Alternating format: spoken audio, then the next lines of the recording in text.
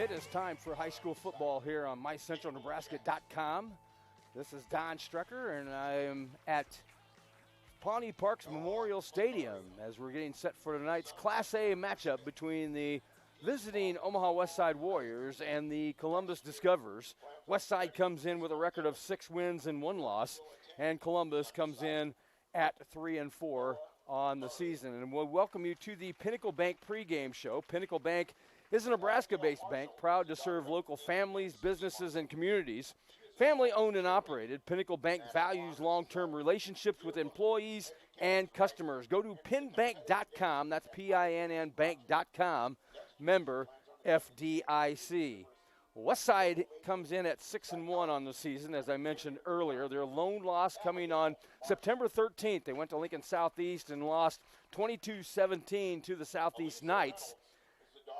And since that time, they have rolled off 4 straight wins and have come up with those victories in dominating fashion. In fact, in those 4 wins, they have outscored their opponents 51-9. They beat Gretna at Gretna 41-0. Then probably the game that really stands out on their schedule right now, they went at home against Omaha Creighton Prep. They downed the Junior Jays big time, 49-21.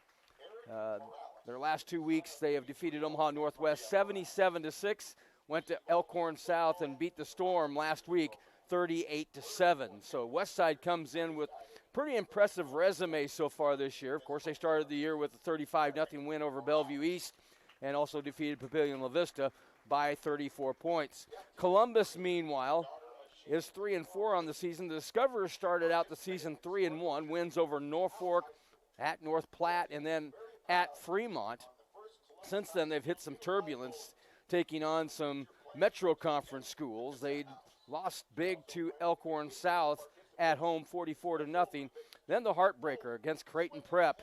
They were up on Prep almost the entire game, and then Prep scores on the final play of the game to win 16-14. And then last week, they went to Millard South and lost to the Patriots 56-7 rather.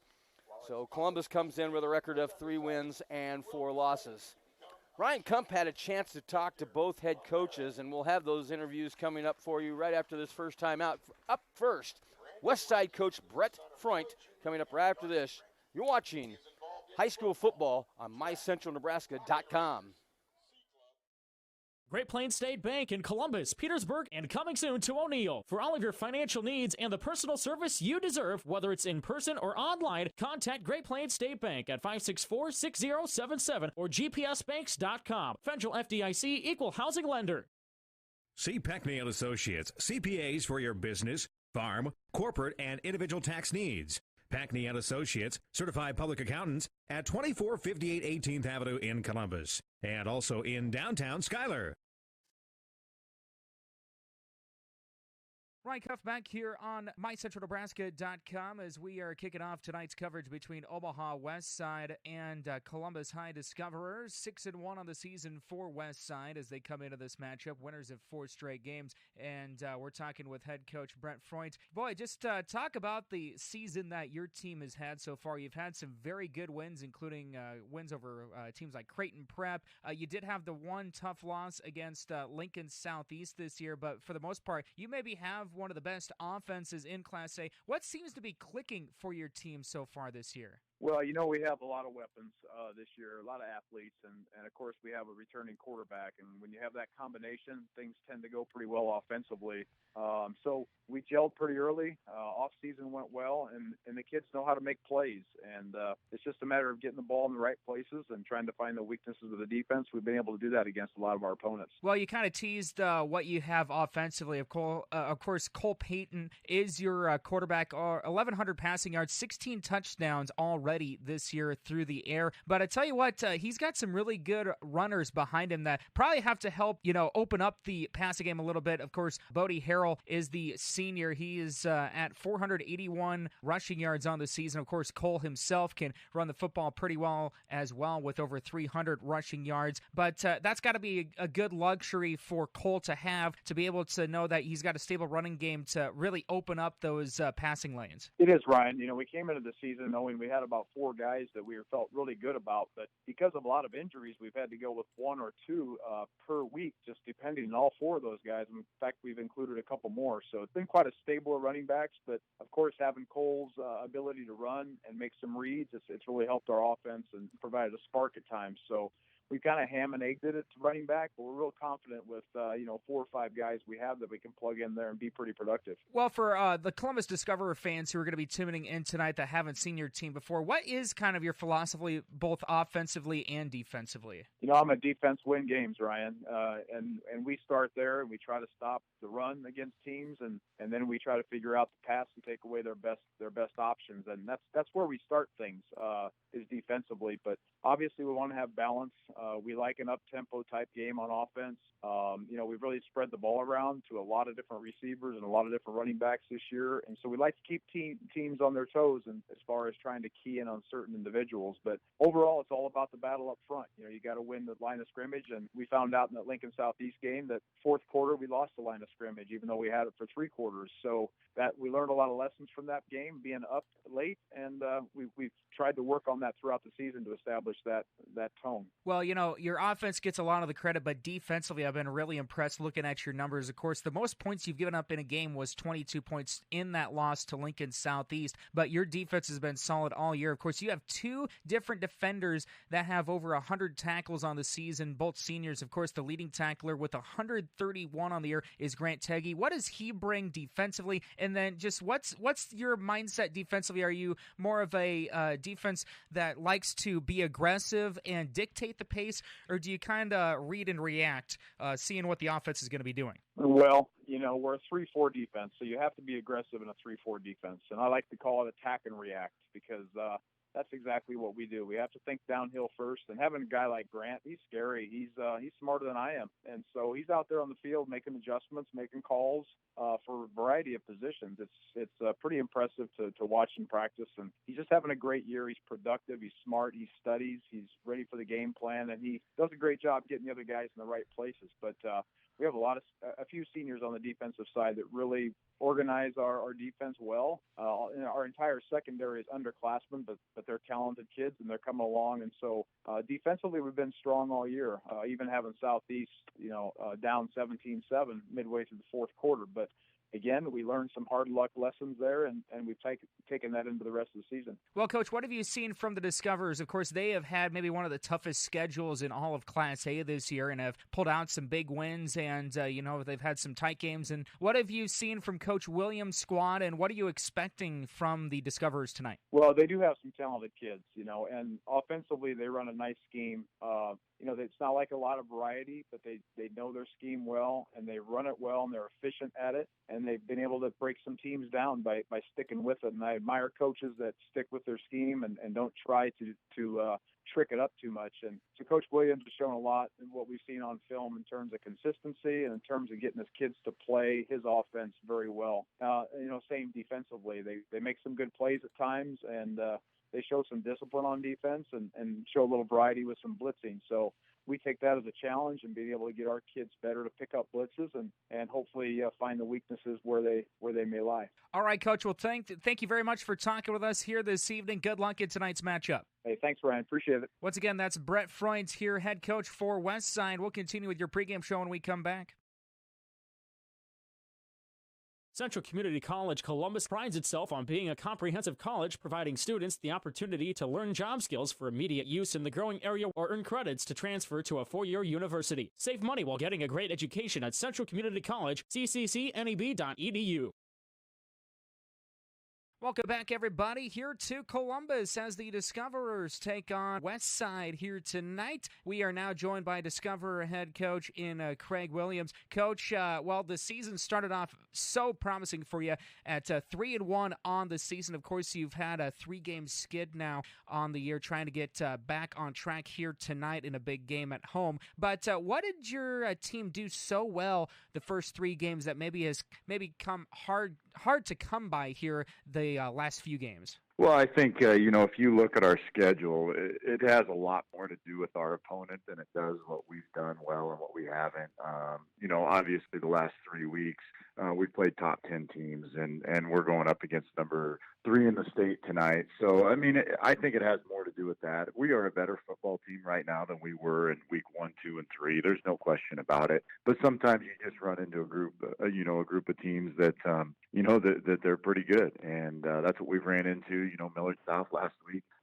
We made the comment going away that the way they played that Friday night, that might have been the best team we've seen in my 19 years here. So, and the crazy thing is they may not win our district. That's how tough these teams have been. So I think it has a lot to do with the teams we played and not necessarily how we've improved or anything like that. Well, for sure, that you have probably one of the toughest schedules in Class A, which is actually why you're still in a firmly in a playoff hunt race with that 3-4 record. Even if you lose tonight, you're still in the mix. But and obviously tonight's a big game. Looking back 2 weeks ago, I thought that game was just a heartbreaker, the Creighton Prep game, 16-14 final. Was there any residual effect after that game, knowing that, hey, you had the game tied up right at the end, but that last-second touchdown, the guys just couldn't hold on the last second to get that one? You hear the saying, don't let a team beat you twice. Was that a case last week, or obviously you said Millard South just played a whale of a game in that loss? Yeah, Millard South's a really, really good football team.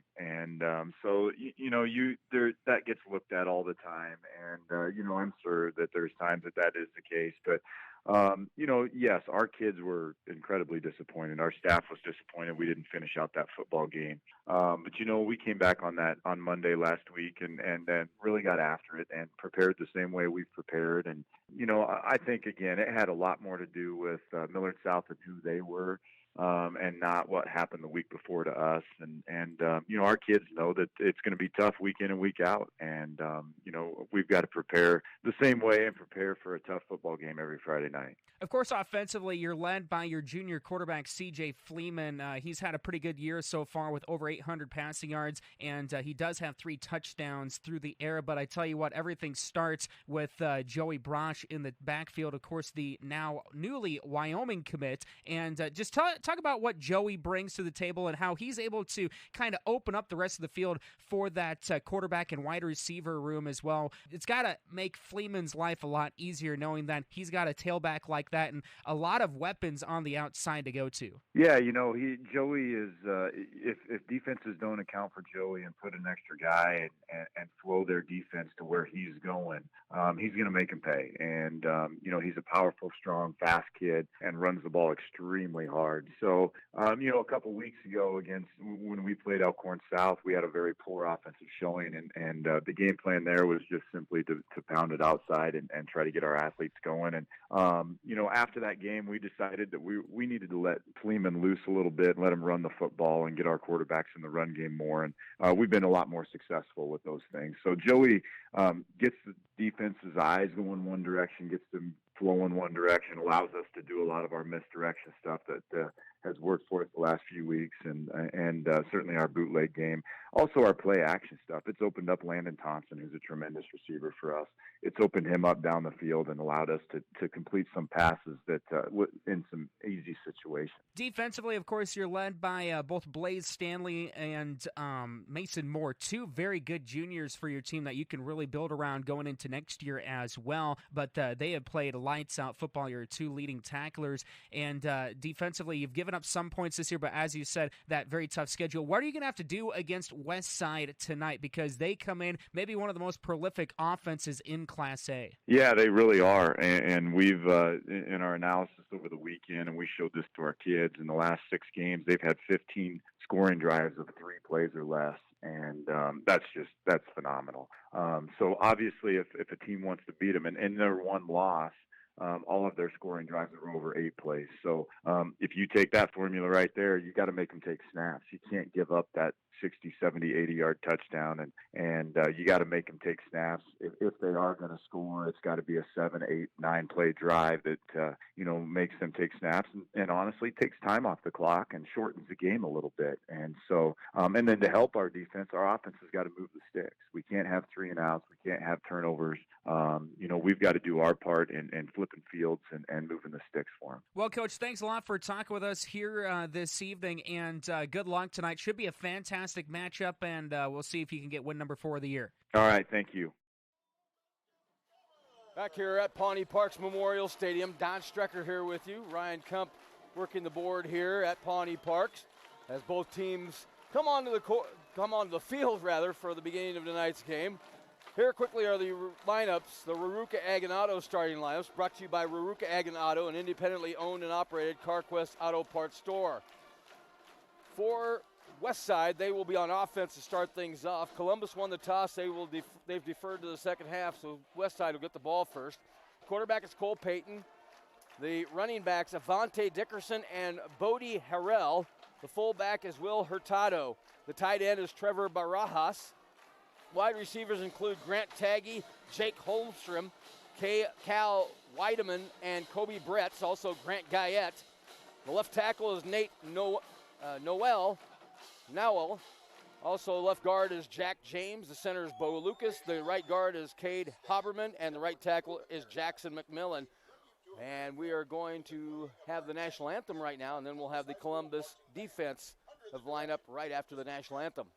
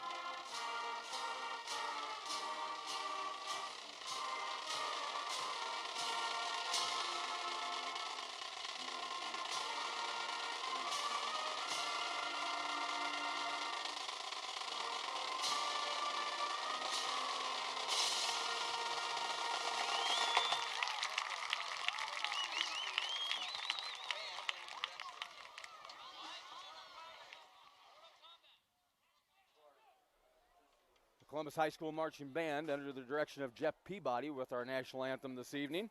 Let's look at the defense for the Columbus Discoverers. At nose guard, it'll be Anthony Deonda, 6'2", 205 and a senior. The tackles will be Mason Wemhoff, 6'2", 210 and a senior. Nick Stokel, 6'1", 205 and a senior. At linebackers, there's 5 of them. The Mike is Blaze Stanley, 5'9", 190 and a junior. The Sam is Mason Moore, 5'10", 195 and a junior. Those two are the 2 leading tacklers on the team. The Will is Christian Dirkup.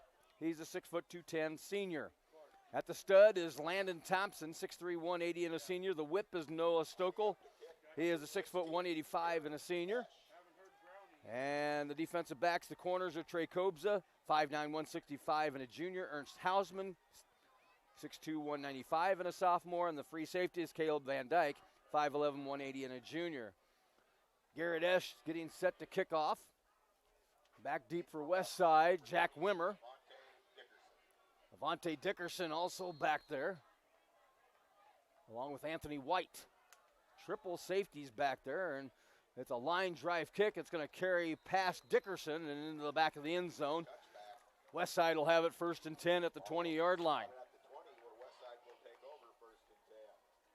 Quarterback Cole Payton, 67 of 106. He's thrown for over 1,000 yards this year, completed 63% of his passes, and 16 touchdowns for the 205-pound junior.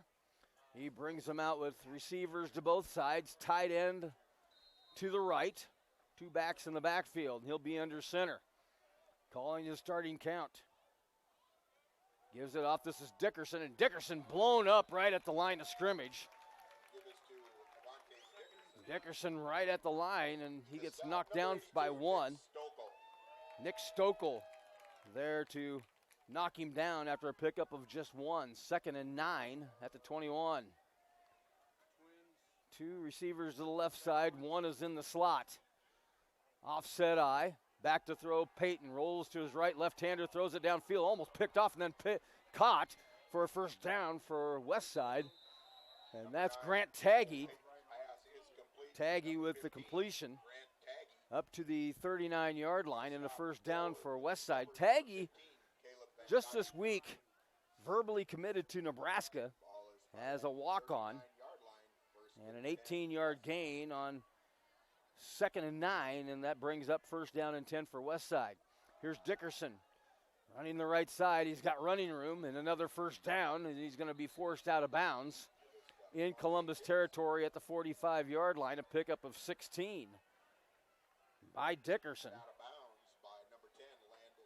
And that gives Westside another first down. So the Warriors on the march here, already in Columbus territory after just 3 plays. Peyton calling this count, looks at a 3-5 defense, gives it off, and a big opening up the middle for Dickerson. Dickerson breaking tackles, and he's all the way down into the red zone at about the 14-yard line. Boy, Dickerson running tough here in the early going. That's a 31-yard gain and another first down for Westside. And they've got it at the 14. So ball is at the 14. They'll go with a straight eye formation this time. Fullback is Will Hurtado. Back to throw. Peyton throws it. Pass is caught. And another first down, but bringing him down was Hausman. On the reception is Weideman. So Weideman gets it down to the 4. And another first down. Westside not wasting any time right now. That is 4 first downs in 5 plays, and they've got it first and goal at the 4. Back to throw. Passes just wide of Wiedemann. Tried to find him again over there. Peyton did. And the pass just a little wide of the mark. Brings up a second down and goal situation. That's Trey Kobza in coverage over there on the far side. Or correction, they switched it on me here. That's Van Dyke over there, rather. Van Dyke, normally the free safety, over in coverage, one-on-one with Weideman. Second and goal, ball at the 4. Here comes Dickerson running the right side, and he's running toward the end zone, and he's got the touchdown. Touchdown by Avante Dickerson.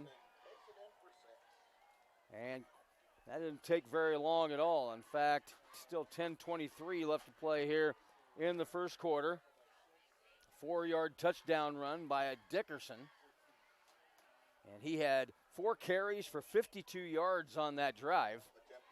And now Jack Bush in to attempt the extra point.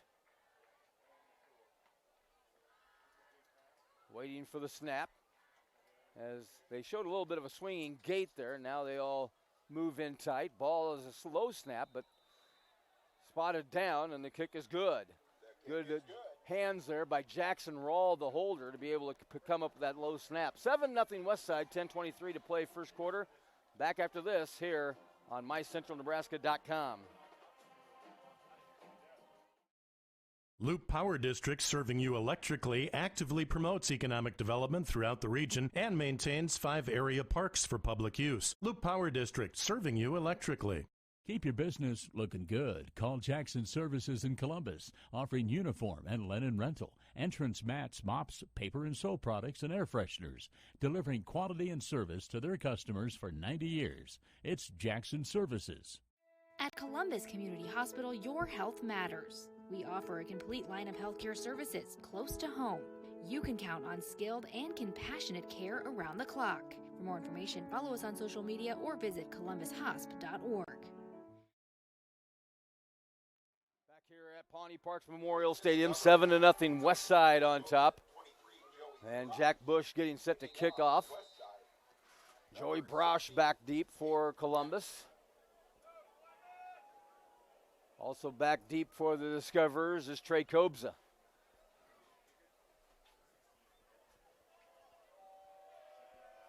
Actually, that's Aiden Jackson kicking off, not Bush. Bush kicked the extra point. Now Aiden Jackson will kick off. And it's a high spiraling kick, and Broush will let it land in the end zone for a touchback. Let's go back to the long run by Avante Jackson, the 31-yard run. And just right straight up the middle, broke a couple tackles here toward the end of the run. Nice stiff arm there against one Discover, and then was able to get down to the 14-yard line. So Columbus has it 1st and 10 at the 20. Quarterback is C.J. Fleeman. Fleeman's going to fake a handoff, take it himself, and get good yardage up to about the 25-yard line. Here's the touchdown run by Dickerson. As you can see, Westside had the right side really sealed off nicely, and Dickerson was able to scoot on in for the touchdown. Gain of 5 by Fleeman on 1st down, brings up a 2nd down and 5 for Columbus. Ball at the 25-yard line. One back in the backfield, 2 wings. Now they put a man in motion, and Fleeman back to throw. Looking, fires, looking downfield, looking for Thompson, and it's in and out of his hands. That was Dickerson on the coverage. Intended for number 10, Landon, the leading receiver on the team on the season. Landon with 27 catches for 467 yards. Almost pulled in his 28th of the season, but Dickerson was right there to bat it away at the last second. So it brings up a 3rd and 5. Ball at the 25-yard line. And they'll bring in their 2 receivers in tight, both stand-up tight ends. Run it on with Broush running on the right side, looking upfield. He's got the 1st down as he gets upfield. And he gains yardage up to about the 35-yard line. Making the tackle, Kobe Bretz for Westside. Gain of 9 on the play for Broush, and a 1st down for the Discoverers. So they have the ball 1st and 10 at the 34. Good run there by Broush, and a good blocking on the right side of the line there by Columbus. Now they put him in motion, fake a handoff to him, and now Fleeman will keep it himself and get a yard before he's met by the middle of the Westside defense. Put it down just across the 35 at the 36, so they'll give him 2 on that. And it brings up a 2nd down and 8. Ball is at the 36-yard line. Clock running, under 9 minutes left to play 1st quarter. 7-0 Westside. Warriors needed just 7 plays to go 80 yards. Now Columbus trying to answer. And they've got it 2nd and 8 at the 36. Another tight formation, cluster to the right side.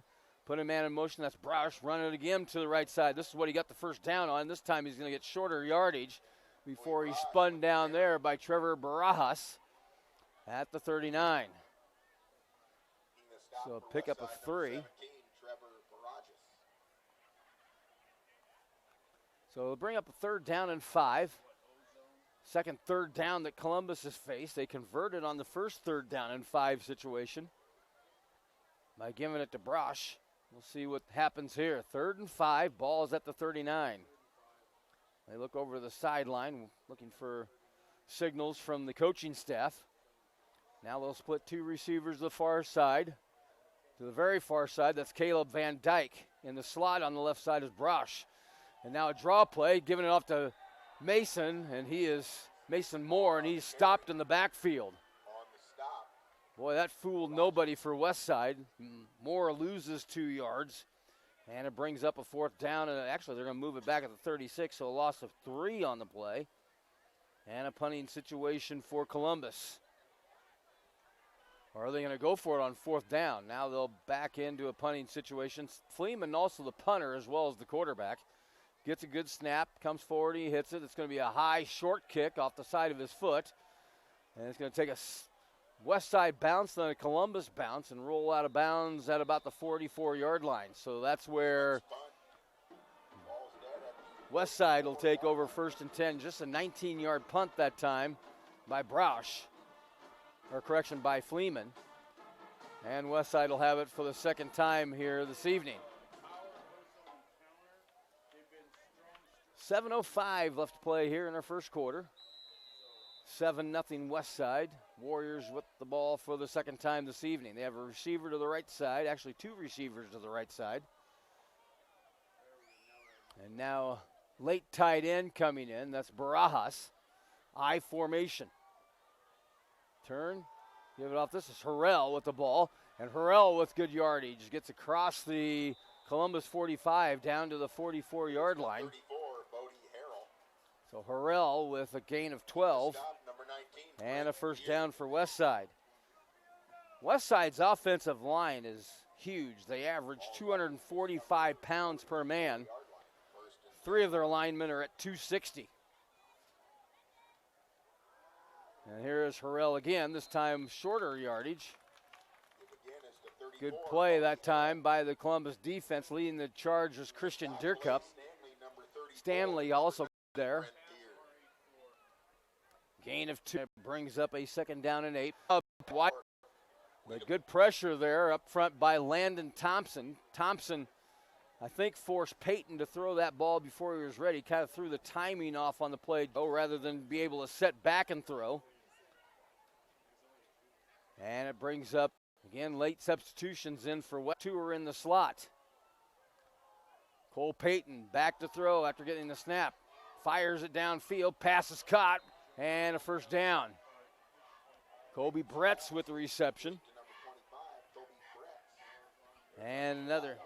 And we've got a flag on the play as well, or correction. That'll teach me to listen to the, or no, wait a minute. We do have a flag on the play. Where's the flag at? I don't see it. Westside coming back upfield. So we'll wait for the official to signal. Evidently, it's on Columbus. Roughing the passer. No, it's on Columbus. On the defense. Will be tacked on half the distance to the goal. First down. So that's a 15-yard gain and then a 15-yard penalty. And so that'll put the ball, actually, they'll go half the distance to the goal. And Westside, Peyton waits for the snap. Back to throw. Quick pass. Now he throws it out there. Pass is caught. Touchdown. Cal Weideman with the catch.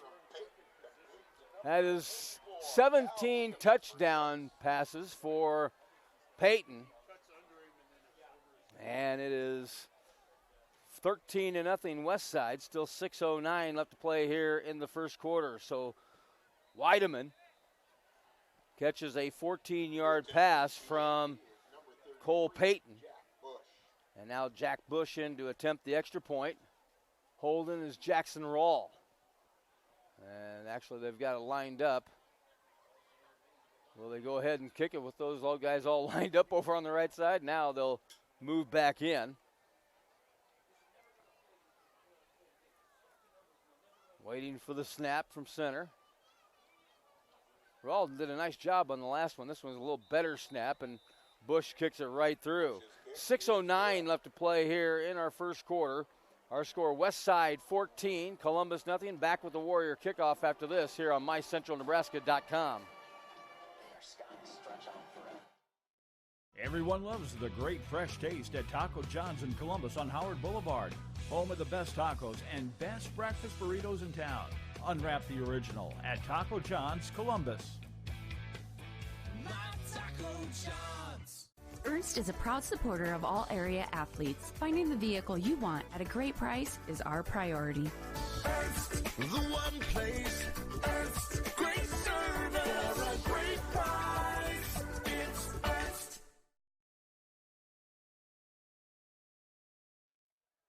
Back here at Pawnee Parks Memorial Stadium. 14-0 Westside on top. And it'll be Aiden Jackson to kick off again. Joey Brosh and Trey Kobza back deep for Columbus. So 14-0. We'll show you the replay of that touchdown pass for Westside again after this kickoff. As Jackson gets set to tee it up. Temperature right now in the upper 60s. It should get down to the lower 60s by the time this game is concluded. And here's a low line drive, but it'll go by both Brosh and Kobza out of the end zone. And Columbus will have it 1st and 10 at the 20. Let's go back and take a look at that touchdown pass. Peyton did a nice job of faking one quick pass and then throwing it to the far side, and there's Weideman wide open in the end zone for the touchdown. There's another look at it as Weideman did a nice over-the-shoulder catch for the score. So Columbus down now 14-0 here, and they have it 1st and 10 at the 20-yard line. They had something going earlier, and then they're not able to convert on 3rd down. Put Brosh in motion. Back to throw is Fleeman. Fleeman lobs it, pass is picked off. And coming back all the way, trying to get into the end zone and getting in for the touchdown is Colby Bretz. Colby Bretz for the pick. And it is 20-0. And Brett's got a nice block over here on the sideline as he ran down the sideline. He picked off that pass at about the 30-yard line. We'll get a chance to take a look at it here after the extra point. Again, it'll be Bush kicking. Again, Jackson Rawls set up to hold. And that really puts Columbus. And now they go with the shovel pass, and they give it off inside, and getting in for the 2 points is Grant Taggy. So Taggy on a run, and with 5:59 left to play here in the first quarter, our score is now Westside 22, Columbus nothing. Let's go ahead and take a look at that interception. Fleeman back to throw. He's going for Brosh over here on the near sideline, and doing a nice job of picking it off was Kobe Bretz. And Bretz was able to take it all the way for the touchdown. You could see him reading this play right there. He came over from his free safety spot, picked it off, and then was able to outrun a discoverer to the end zone. And then on the 2-point conversion, they ran a shovel pass, or rather a swinging gate snap to Taggy, and Taggy able to run it in for the 2-point conversion. And we're at 22-0 here, Westside. Still 5:59 left to play in the first quarter. So Jackson will kick it off again for Westside. Back deep for Columbus again will be Brosh and Kobza. So 22-0, and the way that this Westside defense has been playing over the last few weeks, that's quite the hill that Columbus is going to have to climb right now to get back into this one, down 22-0. Here comes Jackson forward.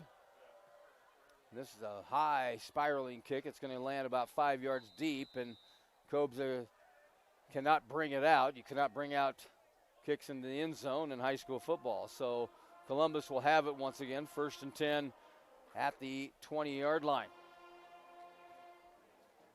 Well, spot at the 20-yard line, 1st and 10, Discovery. Columbus has it 1st and 10. Down now 22-0. They need to really, if nothing else, just hold on to the ball here for a little while.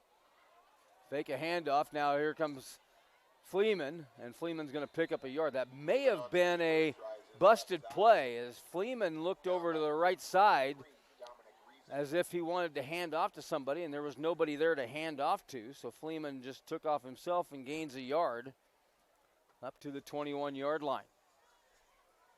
So 2nd down and 9. Columbus shuffling their personnel out there. Now they'll go with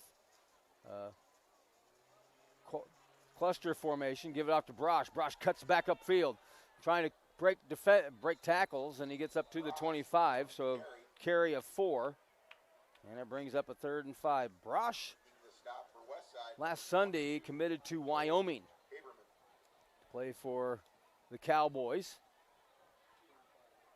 So we have 2 players out on the field that have both committed to Division I schools here in the last week. Grant Taggy to Nebraska and Joey Brosh to Wyoming. One back in the backfield, that's Mason Moore. And now C.J. Fleeman looking over the sideline for play. Now you can see the Westside cornerbacks playing up tight. They give it off to Brosh again, and Brosh is going to be knocked down for a loss. Boy, just no running room right now for Joey, and he's knocked down back at the 24-yard line. And it'll bring up a fourth down and probable punting situation again for Columbus.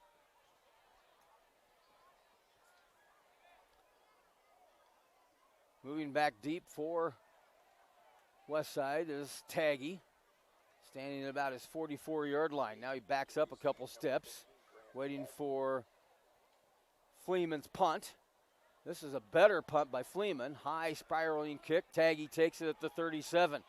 Back upfield, and then a good tackle there by one of the Discoverers. Good tackle there in the open field by Sam Kwabnowski. Or correction, that's 82, Nick Stokel. Stokel with the stop at the 46-yard line.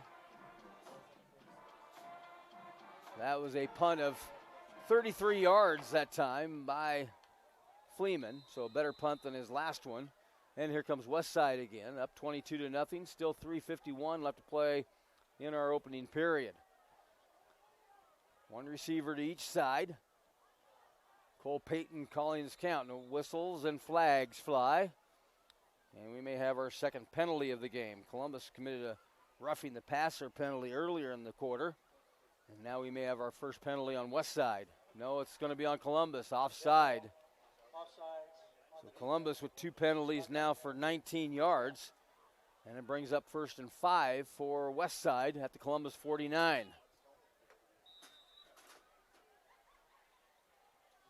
Same formation they had before. Give it off this to Harrell. Harrell with a wide opening gap and big yardage down inside the 30. Now at the 28-yard line. So Harrell down to the 28-yard line. A pickup of 21 on the gain. And another first down for Westside. Westside already with 9 first downs here in the first quarter. Payton calls his count. Again, I formation, receivers to both sides. Now he may be changing the play here at the line of scrimmage, or at least changing the blocking assignments. Turns, gives it off to Harrell again. Harrell drags a defender across the 20 and down to the 19, maybe the 18-yard line. They'll mark him at the 19. Pickup of 9 yards on the play. Harrell looked like he was going to be stopped right at the line of scrimmage, but he carried Brett Beard for about 5 or 6 yards and gets down to the 19, and Westside back in the red zone. Again, offset eye this time, and Payton back to throw, fires it out, pass is caught, gets away from a defender, and that's Weideman again. And Weideman down to the 3-yard line, so a pickup of 16. And Weideman right now with 4 catches, make that 3 catches for 40 yards. And Weideman, or correction, Payton, 4 of 6 for 58 yards. And another first down for Westside. First and goal, ball at the 3-yard line. I formation double tight this time. Put a man in motion across the formation. That's Weideman. Back to throw Payton. Wants to fire it out to Weideman again. He's got it, and he's got another touchdown. Second touchdown of the game for Weideman. Cal gets into the end zone on a 3-yard pass from Cole Payton. And that increases the Westside lead to 28-0. With still 2:41 left to play here in our first quarter. So Westside, quite frankly, doing whatever they want right now. They'll kick the extra point. Bush lined up, ready to kick it. Jackson Rawl to hold. Waiting for the snap. Well, he did just a quick pass out there, and Weideman was able to get by a defender and get into the end zone. Kick is good, 29-0 Westside. Back after this. You're watching high school football on mycentralnebraska.com.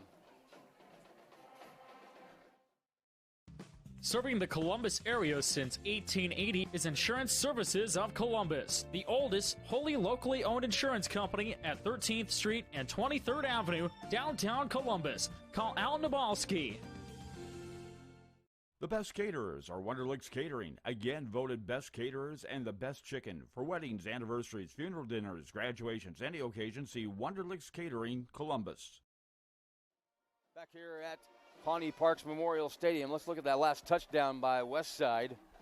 They put Weideman in motion across the formation, and sometimes when you do that, he makes it hard to cover that man. And this one was just a quick pass out there, and Columbus just gave him a little bit too much cushion that time, and he was able to just, once he caught the ball, just fell across the goal line. You can see a Columbus defender there. That was Hausman trying to keep him out of the end zone, but Weideman just, all he had to do was just fall forward, and he was in the end zone. Brosh and Kobza back deep once again. Kicking off once again is Aiden Jackson. 29-0 Westside with the lead. Still with 2:41 left to play here in the first quarter. Jackson comes forward. High spiraling kick. Brosh has to back up into the end zone. Wants to bring it out but can't. Again, that's high school football. You cannot bring a kickoff out of the end zone. Once it crosses the goal line, it is an automatic touchback. So Columbus will have it 1st and 10. And the Discoverers really need to get something going here. Just not able to get anything going here in the first quarter. Their first possession, they were able to get a first down, but since that time, it's been pretty much nothing. They go with a tight formation with 2 stand-up tight ends, and here comes Fleeman. Fleeman with some running room, and he's going to get close to a first down.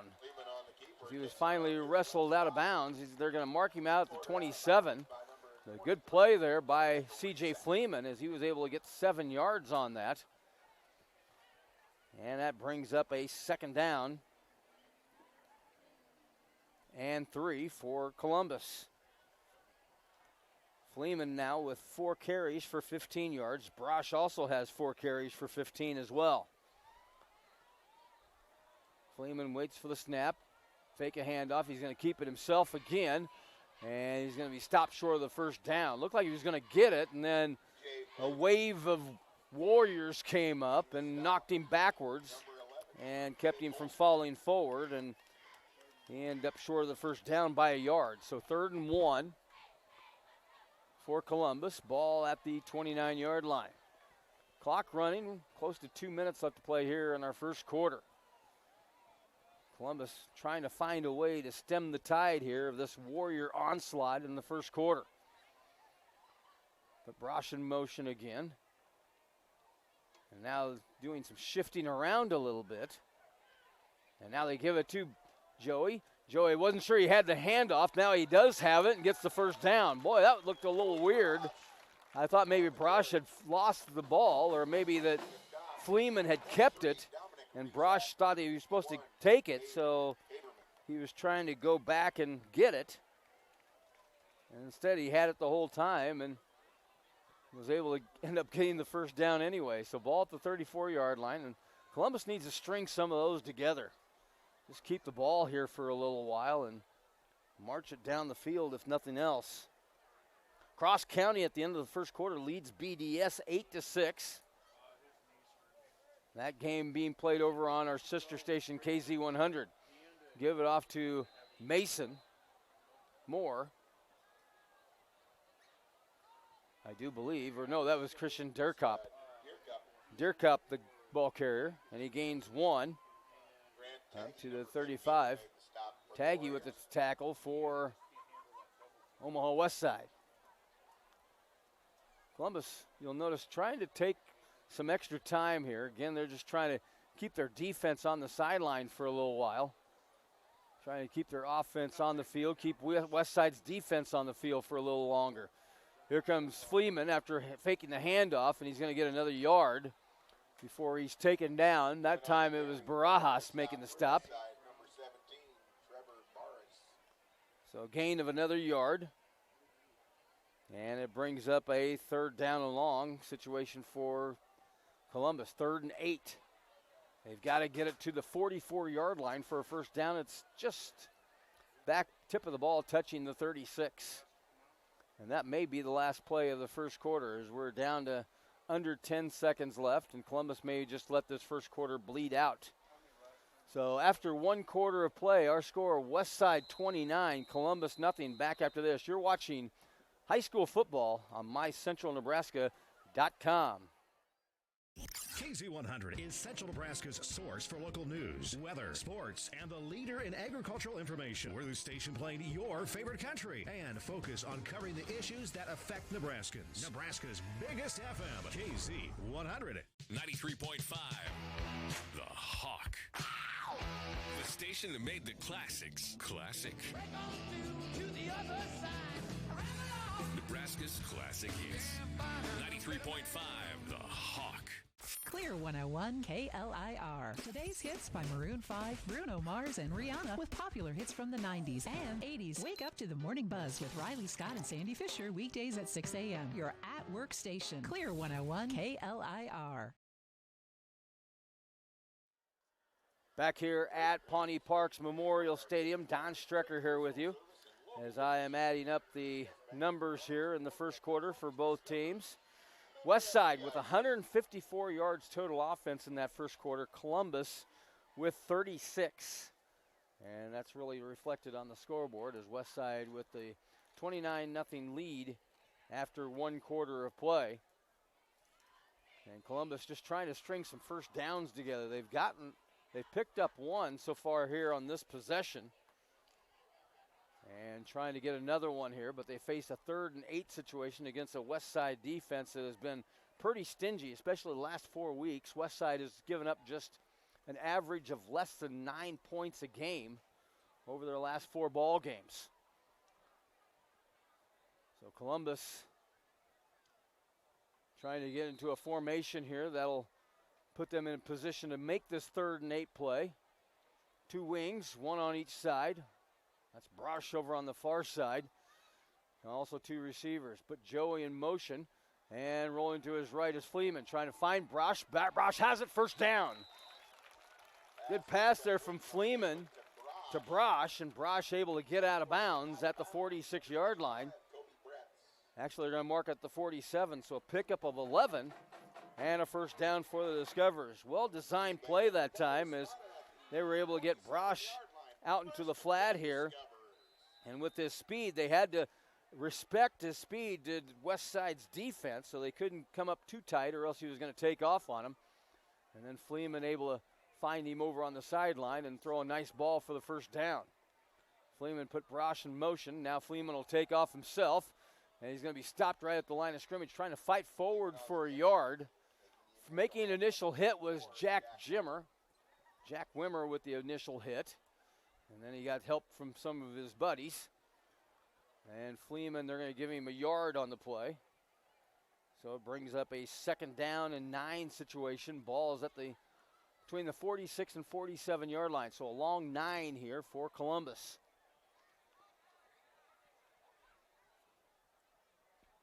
They'll shift their formation over a little bit. That's Caleb Van Dyke tucking in as a tight end. Give it out to Brosh, running the right side, looking for a block. He's got 1 block, but then he tried to cut it upfield, and there were just too many white jerseys there. And I don't think he got anything.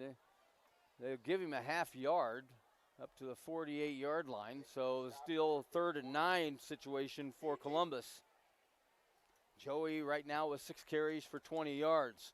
21-14 SCOTUS out in front of Logan View Scribner Snyder. That's a little closer than what some people thought would be. Shamrocks coming off a big win last week against Lakeview here at Pawnee Park's Memorial Stadium. Shamrocks coming in at 6-1 on the season. Logan View Scribner Snyder 0-7 coming into play tonight. Back to throw is Fleeman on 3rd and 9. Looking. Now he's flushed out of the pocket, rolling to his right, trying to get rid of it. Finally, he does throw it after he's hit, and the pass is going to fall incomplete. Chasing him down that time was T.J. Ingram, and T.J. was able to hit him just before he threw the ball and forced the incompletion. Westside over on the far side, I think a couple of the coaches wanted an intentional grounding call.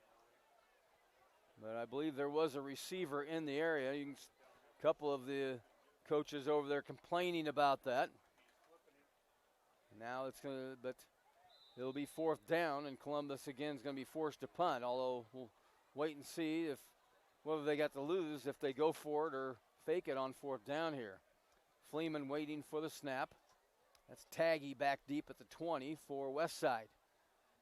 And Fleeman with kind of a line drive punt, angling for the near side. It's going to take a nice Columbus roll and roll out of bounds inside the 15-yard line.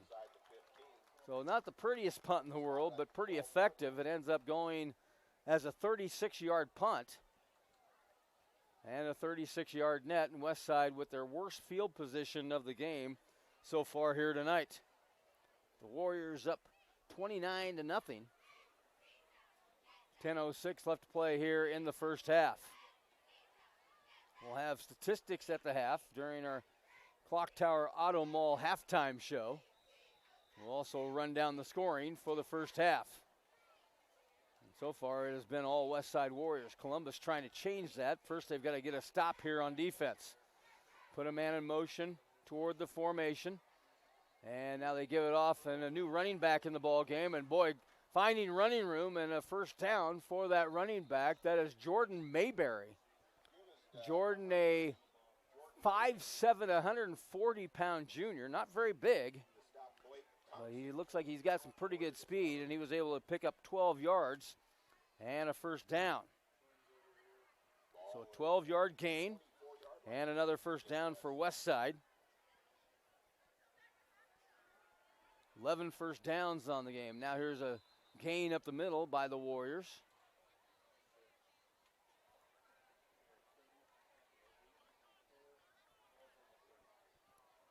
And they pick up yardage up to the 30-yard line. Making the stop, number 8, Mason Moore. So Mayberry again on the carry. Pickup of 6 that time. And they'll give it off to Mayberry again. Stutter steps his way to a first down as he gets up to the 39-yard line. Pickup of 9 on the play. So Mayberry looking pretty impressive here. He was not listed on their 2 deep coming into the game. Avante Dickerson and Bodie Harrell, their top 2 running backs, but Mayberry looking pretty good here on this drive. They'll give it off again to him. He'll bounce to the outside, get another first down as he rolls out to near midfield. And another first down for the Westside Warriors, and they are on the move again here. So ball at midfield. And right now, Westside's offensive line just controlling things against Columbus's defensive line. Again, Westside's offensive line averages 245 pounds a man. Columbus's front 6 average 210. And it's going to be an offside against Columbus as they're not able to stay out of the neutral zone on the hard count by Cole Payton. So that'll bring up a 1st and 5 for Westside. Ball at the 45-yard line. 2 receivers to the right side, tight end to the left. Offset eye for the Westside. Turn, give it off, and here's another new back in the ball game, and another first down. That is Raul Kalani. So Raul Kalani getting into the act as he rolls down to the 33-yard line, a pickup of 12 on that play, and another first down for Westside at the 33. Kalani again, and this one time he's going to get short yardage as Columbus was waiting for him at the 31, and picks up just a couple on that down to the 31-yard line. Westside, not only are they running effectively, but they are really going up tempo. Doesn't take them very long to get lined up and get a play run. And now they're going unbalanced line as they give it off, and here's Harrell, gets tripped up at the line of scrimmage. At that time, Westside had 3 linemen to the right of the center. Trey Kobza able to come up and knock down Harrell Harrell rather, at the line of scrimmage. 3rd and 8, ball at the 31-yard line. Now they're back to a regular line. Westside, play action fake. Here comes Kobza, and the pass is caught downfield for another first down. And fighting for more yardage is TJ Ingram. So Ingram catches the pass inside the red zone. Looks like they're going to mark him down at the 17-yard line, so a pickup of 14 on that play. And another first down. And Peyton right now, 72 yards passing. He's 5 of 7 throwing the ball. 1st and 10, ball at the 18-yard line. Westside going on tempo again. Here is a counter play. Give it off to Harrell. And Harrell is going to be driven back. Good tackle there by the Columbus player that time. That was Mason Moore with a nice form tackle as he stops Harrell after a pickup of 3 on the play. And it brings up a 2nd down and 7. Ball at the 14.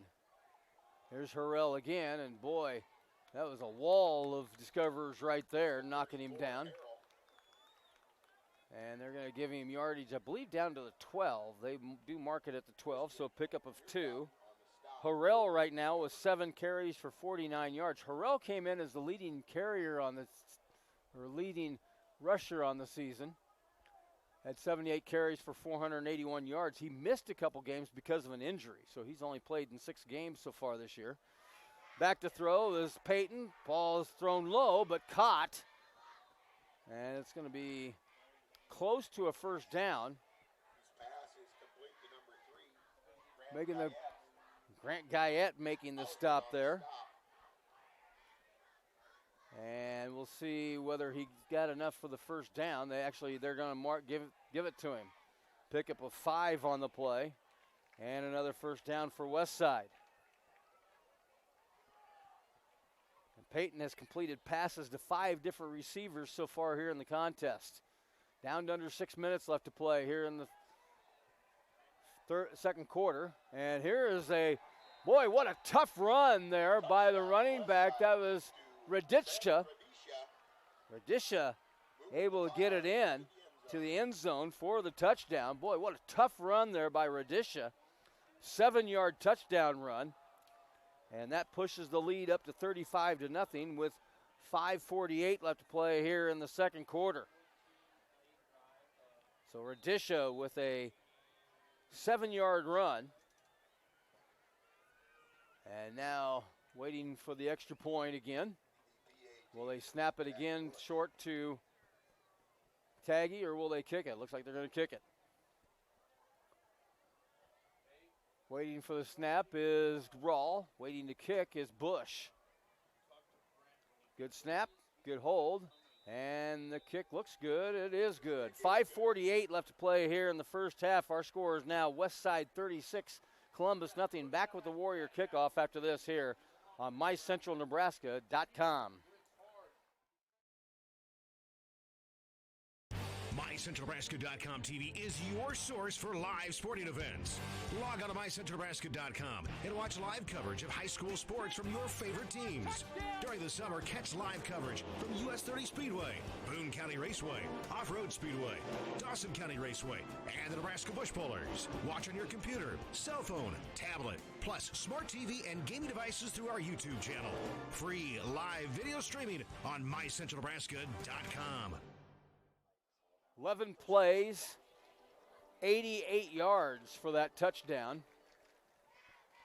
And Westside up now 36-0 with still 5:48 left to play here in our first half. Again, Cross County leading BDS at the end of the first quarter 8-6. And SCOTUS at last report leading Logan View Scribner Snyder 21-14. That's being played up at Logan View just outside of Hooper. For the Discoverers, Aiden Jackson to kick off. Kicking off, number 16, Aiden Jackson. Back deep, Art Brosh. And also Trey Kobza.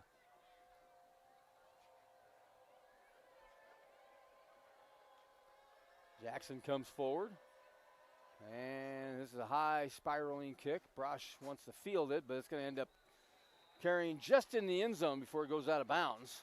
And so Columbus will have it once again at the 20-yard line. You see the value, especially in high school football, of a kicker that can get it to the goal line. Really forces the other team to have to start at the 20-yard line every time. Of course, Columbus has the ability to bring kicks back. You know, Brosh certainly with his speed can the threat to go all the way, but if he's not able to field one in the field of play before it goes into the end zone, doesn't do much good to have a player that's with that kind of speed. Fleeman comes out.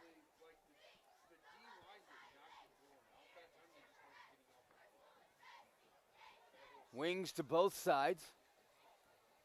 Fleeman puts a man in motion. Now he'll take off himself.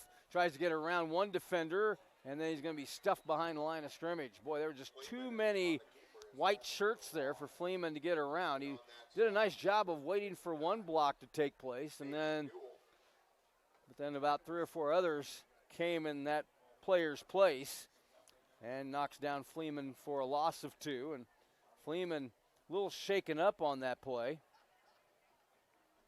trying to get the cobwebs out as he gets the next play from head coach Craig Williams. 2nd and 12, ball back at the 18-yard line. 36-0 Westside on top. Columbus needs to string together some first downs. Their last possession, they had one first down, actually had a couple.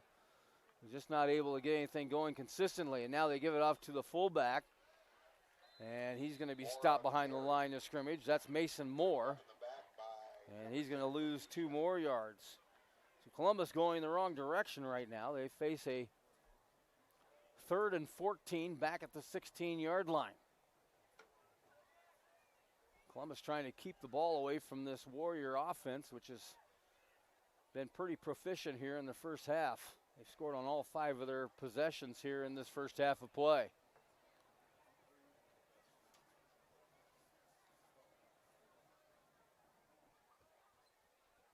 Fleeman checking his wristband along with the other players on the offense to see what play is going to be run. Now they have it. Play clock down to 5, down to 4. He has a snap, rolls to his right, wants to throw, looking, fires it downfield. He's got a man out there. What a catch by Landon Thompson. Oh my goodness. Landon Thompson stepped right in front of Dickerson and he was able to make a diving catch, and he's slow to get up. Well, what a diving catch. That's going to be a 31-yard gain for Columbus. And what a play there. I think we've got that on replay here. We'll try to load that up and take a look at that one again. But what a throw and what a catch. 47-yard line, 1st and 10 Discoverers. So a 31-yard pass play from the 16 out to the 47-yard line. And I'll bring up a 1st down and 10. We'll show you that play after this next play. But what a diving catch that time by Landon Thompson to come up with a much-needed 1st down on 3rd and 14. Now Columbus taking their time again. And now they give it off to the running back. This is Mason Moore. And Moore gets up close to midfield, so a gain of 2 or 3 on the play. Let's take a look at that long pass play. Fleeman rolls to his right. He was under some pressure as he threw it. And what a catch, what a layout that time by Landon Thompson, as he was able to go full out and make a diving catch right there at the 47-yard line. So they'll give him 3 on the play. Brings up a 2nd down and 7. Put a man in motion, play action fake. Fleeman back to throw, looking, fires it out, and Joey can't hang on to it. I think he tried to take off before he had the handle. And we'll bring up another 3rd down and 7 situation. Back at the midfield stripe, just on Columbus's side of the midfield stripe. Clock stopped with 2:54 left to play in the first half. Again, we'll have the halftime statistics and our halftime show brought to you by Clock Tower Auto Mall. We'll also have a performance by the Columbus High School Marching Band. They usually put on a tremendous halftime show. Jeff Peabody, of course, the music director at Columbus High School. The band director, I should say.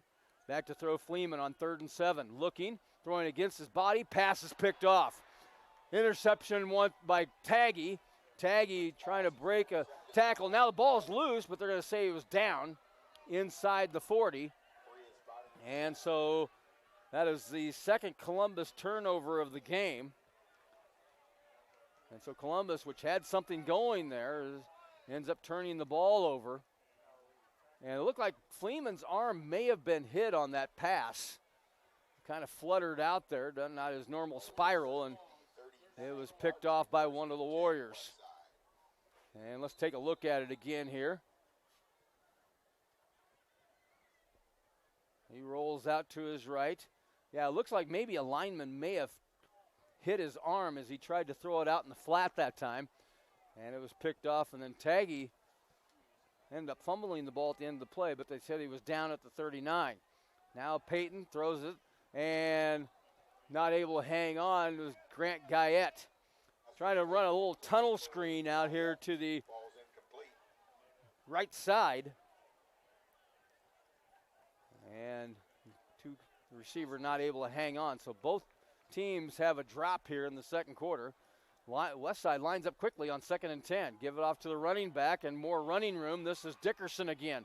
Dickerson breaks one tackle and finally is ridden down inside the 20 at the 19-yard line.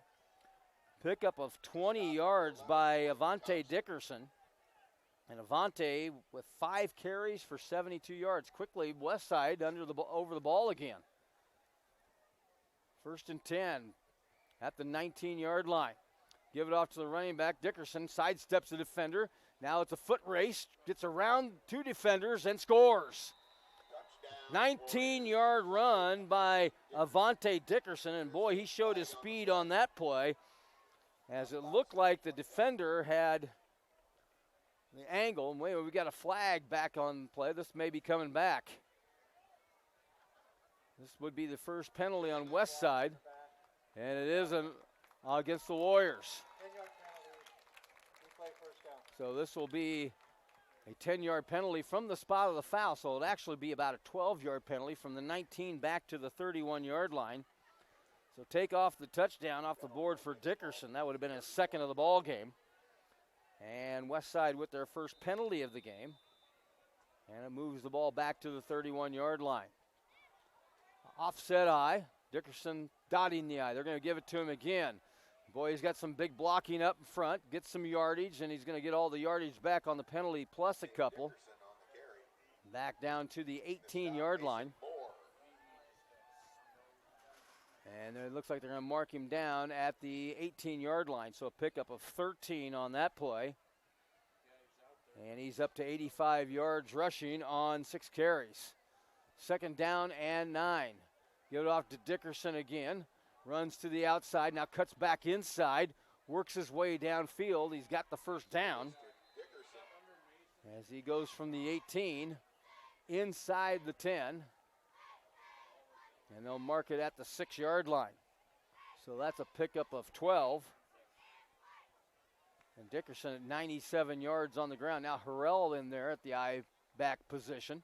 They've really shuffled in and out a lot of I-backs. Here's Harrell up the middle, and Harrell's in the end zone for the touchdown. Bodie Harrell with the touchdown from 6 yards away. For Harrell, he came in with 78 carries for 481 yards. He was the leading rusher. He's got 55 yards so far on 8 carries in this one. So a minute 23 left to play before halftime. Bush in to attempt the extra point. Rawl to hold. That is if they choose to hold. They did run a swinging gate out of this one time. Snapped the ball to Taggy, and he was able to carry it in for the 2-point conversion. But they'll go ahead and kick it here. Good snap, good spot. Hold, or rather the kick is good, and it is good. 43-0, Westside on top, minute 23 left to play here before halftime. Back after this here on mycentralnebraska.com. Great Plains State Bank in Columbus, Petersburg, and coming soon to O'Neill. For all of your financial needs and the personal service you deserve, whether it's in person or online, contact Great Plains State Bank at 564-6077 or gpsbanks.com. Federal FDIC equal housing lender. See Peckney and Associates, CPAs for your business, farm, corporate, and individual tax needs. Peckney and Associates, certified public accountants at 2458 18th Avenue in Columbus, and also in downtown Schuyler.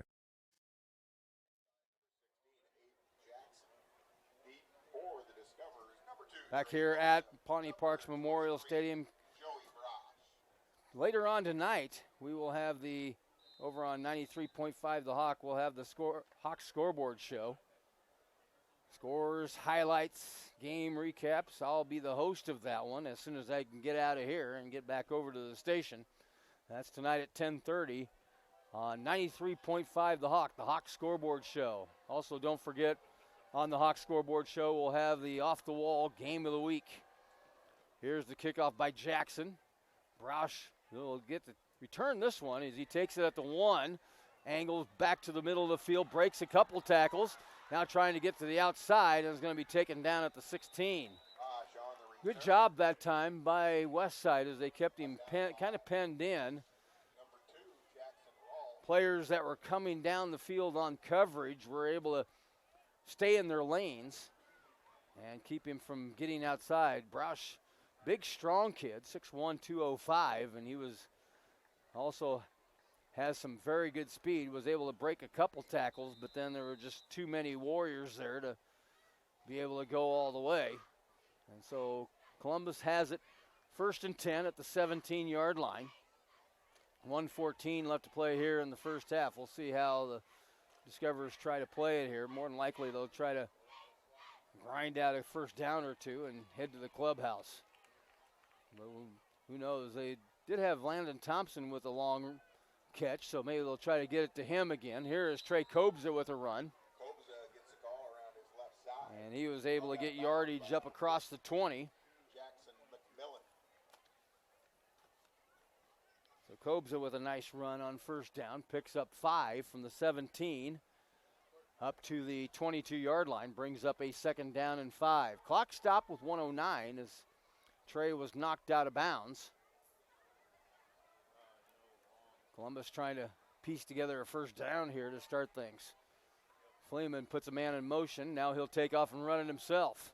And he's going to find a white-shirted wall there right at the line of scrimmage. He may have gained a yard. I think they're going to mark him at the 23. So a pickup of 1 on that. And it brings up a 3rd down and 4. Ball at the 23-yard line. They've got to get it to the 27 for a first down. Fleeman and the rest of the offense looking over at the sideline, waiting to see what play coach Craig Williams wants to signal in.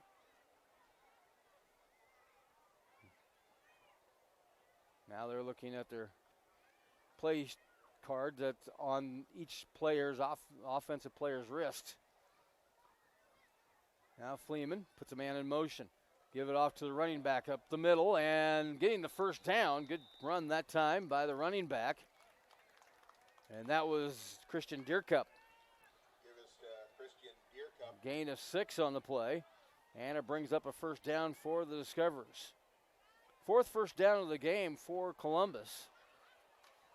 And they have it at the 29-yard line, and that'll probably do it for our first half of play. So in the first half, pretty much all Westside, they had the ball 6 times and scored 6 times.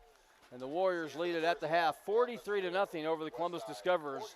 Back after this, you're watching high school football on mycentralnebraska.com. Central Community College Columbus prides itself on being a comprehensive college, providing students the opportunity to learn job skills for immediate use in the growing area or earn credits to transfer to a four-year university. Save money while getting a great education at Central Community College, cccneb.edu. Loop Power District, serving you electrically, actively promotes economic development throughout the region and maintains 5 area parks for public use. Loop Power District, serving you electrically.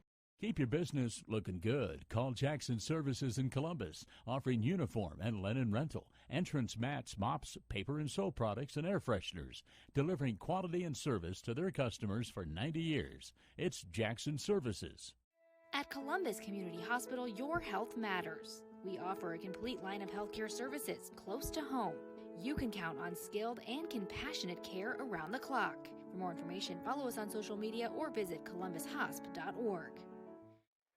Don Strecker back here at Pawnee Parks Memorial Stadium. And that first half belonging to the Westside Warriors. And we welcome you to the Clock Tower Auto Mall halftime show, brought to you by Clock Tower Auto Mall.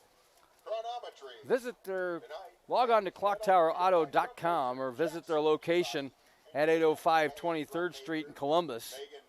And remember, at Clock Tower Auto Mall, they'll make time for you. So Westside had the ball 6 times. They were able to score on all 6 of those. Columbus was able to get just 4 first downs, so it was pretty much controlled that first half by the Westside Warriors, and Columbus right now in the locker room trying to figure out a way that they can piece together some offense, trying to get back into, and also find a way to stop Westside and get back into this ball game. But they've got a long road to travel to get back to it. As you can see on the field, the Columbus High Marching Band is out there on the field. We're going to listen in once they get started here. Coach, the band director at Columbus High, Jeff Peabody, always does an excellent job with the Columbus High Marching Band. They've won numerous awards here over the past several years. And it looks like they've got a pretty good halftime show lined up again this evening. While we're waiting for them to get started, let's look over the scoring summary real quick. Westside took the opening kickoff and was able to drive down and score just a minute and 37 seconds into the game on a 4-yard run by Avante Dickinson. And then after holding Columbus, they were able to score again on a 14-yard pass to Cal Weideman from Cole Payton. Weideman and Payton connected on a couple of passes, 14 and 3 yards. Also, Kobe Bretts intercepted a pass and returned it for a touchdown from 28 yards away. Westside led 29-0 at the end of the first quarter and added 14 in the second. Now let's join the Columbus High Marching Band and their halftime show.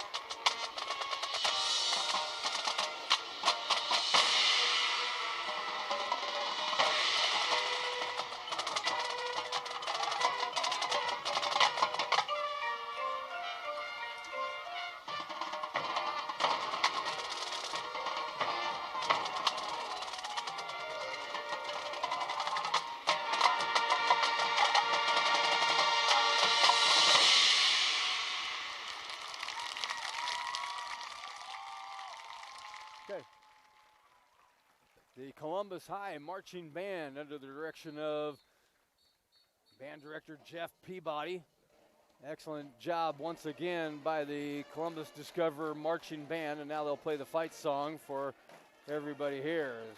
Westside with a 43-0 lead over the Columbus Discoverers, and as I mentioned earlier, they got on the board early, just a minute and 37 seconds into the game. They gave it off to Avante Dickerson, and Dickerson able to just run over the right side and score the touchdown. Westside got the ball back again, and Cal Weideman with a touchdown grab then. And then Westside's defense got into the act. Cole Bretz intercepts this pass and runs down the near sideline, outruns the Columbus player into the end zone. And then Weideman again on another catch, this one a little shorter, only 3 yards away from Peyton. That made it 29-0. Then in the second quarter, they gave it off to their fullback, Ben Radishka. And Radisha just kind of burrowed his way through the pile and into the end zone for the touchdown. Here's the Columbus highlight. Long pass, and Landon Thompson with a layout at the 47-yard line. Columbus's biggest gain of that first half, but then Harrell with a 6-yard touchdown run. And we stand right now at 43-0. Columbus with a huge hole that they have to try to dig out of here in the second half of play. Let's look at some halftime statistics. First of all, for Omaha Westside, they had 211 yards rushing and 77 yards passing for a total of 288 yards total offense. Westside had 18 first downs in that first half, Columbus with 4. Again, Westside with 211 yards rushing, Columbus with 48. Westside with 77 yards passing, Columbus with 42. Total offense for Westside 288, Columbus with 90. Penalties, Columbus had 3 penalties for 24 yards, and Westside with 1 penalty for 12 yards. For Westside, their leading rusher, Avante Dickinson, 7 carries for 97 yards. Bodie Harrell with 8 carries for 55 yards. Jordan Mayberry came off the bench and had 4 carries for 38 yards. Raul Kalani with 2 carries for 14 yards. And Ben Radisha with 1 carry for that 7-yard touchdown run in the second quarter. Passing, Cole Payton was 6 of 9 for 77 yards and 2 touchdowns. His leading receiver was Cal Weideman. Cal with 3 catches for 40 yards. Grant Taggy had 1 catch for 18 yards. Kobe Bretz 1 catch for 15 yards. TJ Ingram 1 catch for 14 yards. And Grant Guyette 1 catch for 5 yards. For Columbus, they were led in rushing in that first half by Joey Brosh. Joey with 6 carries for 20 yards. CJ Fleeman, the quarterback, had 9 carries for 18 yards. Christian Dierkop, 2 carries for 7 yards, and Trey Kobza 1 carry for 5 yards. Fleeman was 2 of 6 passing for 42 yards, 2 interceptions. Thompson had that 1 catch for 31 yards, and Joey Brosh had 1 catch for 11 yards. And it all adds up to a 43-0 halftime lead for the Westside Warriors. We're going to take another break, and we'll be back with more after this. You're watching high school football on MyCentralNebraska.com. Everyone loves the great fresh taste at Taco John's in Columbus on Howard Boulevard. Home of the best tacos and best breakfast burritos in town. Unwrap the original at Taco John's Columbus. My Taco John's. Ernst is a proud supporter of all area athletes. Finding the vehicle you want at a great price is our priority. Ernst, the one place. Ernst, great service for a great price. It's Ernst. Serving the Columbus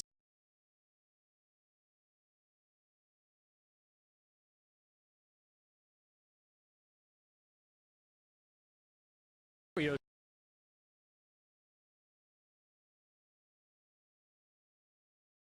The best caterers are Wonderlic Catering, again voted best caterers and the best chicken. For weddings, anniversaries, funeral dinners, graduations, any occasion, see Wonderlic's Catering, Columbus. KZ100 is Nebraska's source for local news, weather, sports, and the leader in agriculture. Playing your favorite country and focus on covering the issue. K's 100. 93.5.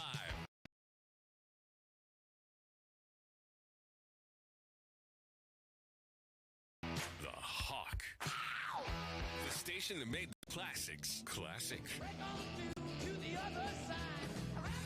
Nebraska's classic hits. 93.5. The Hawk. Clear 101 K. Back here at Pawnee Parks Memorial Stadium, Don Strecker here with you. That's Ryan Today's Kump hits by Maroon 5. on the controls, as it is Westside in control on the field as they lead Columbus 43-0. Couple scores to pass along to you. They are at the half out at Loganview, and SCOTUS with a 21-14 lead over Loganview Scribner-Schneider. And again, that is at the half. Down at Cross County, Bruning Davenport Chickley has taken the lead over Cross County. It's the Eagles on top of the Cougars now 20-14. And that game being played right now over on 93.5 The Hawk, I do believe. As it is Bruning Davenport Chickley. Actually, it is on KZ 100. I stand corrected. 93.5 The Hawk has Humphrey St. Francis taking on Riverside. That is in Cedar Rapids this evening.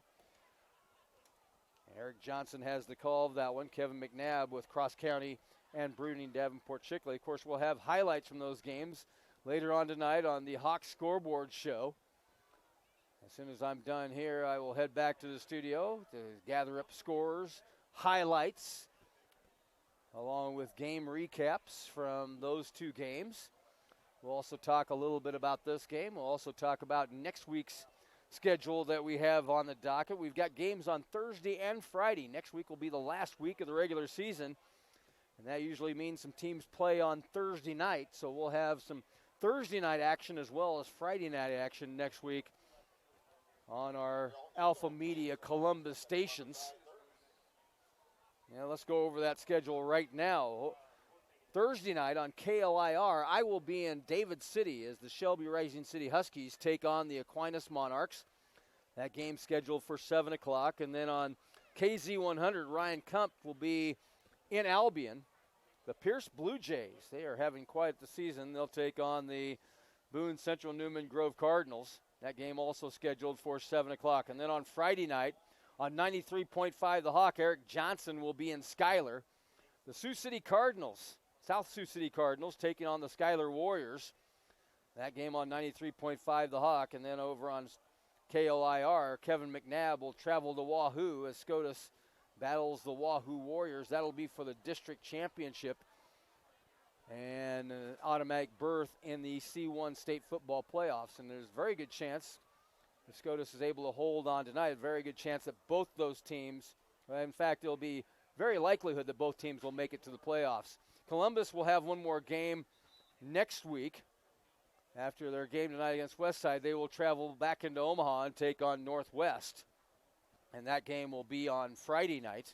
Westside, meanwhile, will play on Thursday night, and they will host the Patriots of Millard South. That should be quite the game between the Warriors and the Patriots.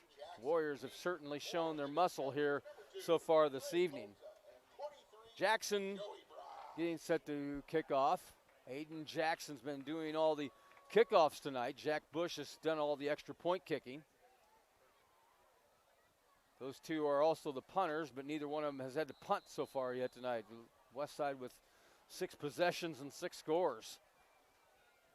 Brosh and Kobza back deep for Columbus. 43-0. Of course, we're at the 35-point rule, so the clock will be running on everything except for timeouts, injuries, and scores. And Columbus will have to score a couple times to get that back under 35 points. This kickoff is going to be fielded about 3 yards deep in the end zone, and so Columbus will have it 1st and 10 at the 20-yard line.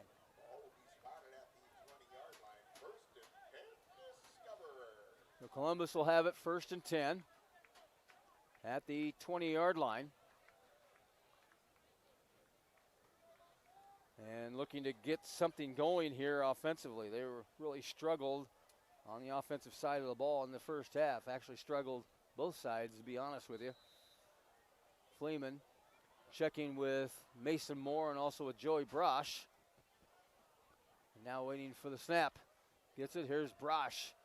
Carries it up the middle. Not much there. Boy, that Westside defense very tough to run on up the middle. That's going to, I think he's going to end up losing a half yard. They'll give him yardage back to the line of scrimmage. He'll bring up a second down and 10. Ball still at the 20-yard line. Receivers to both sides. One at the numbers here on the near side. Fleeman puts a man in motion, and now we've got movement. And we're going to have a motion against the offense. So that pushes the ball back to the 15-yard line and brings up a second down and 15.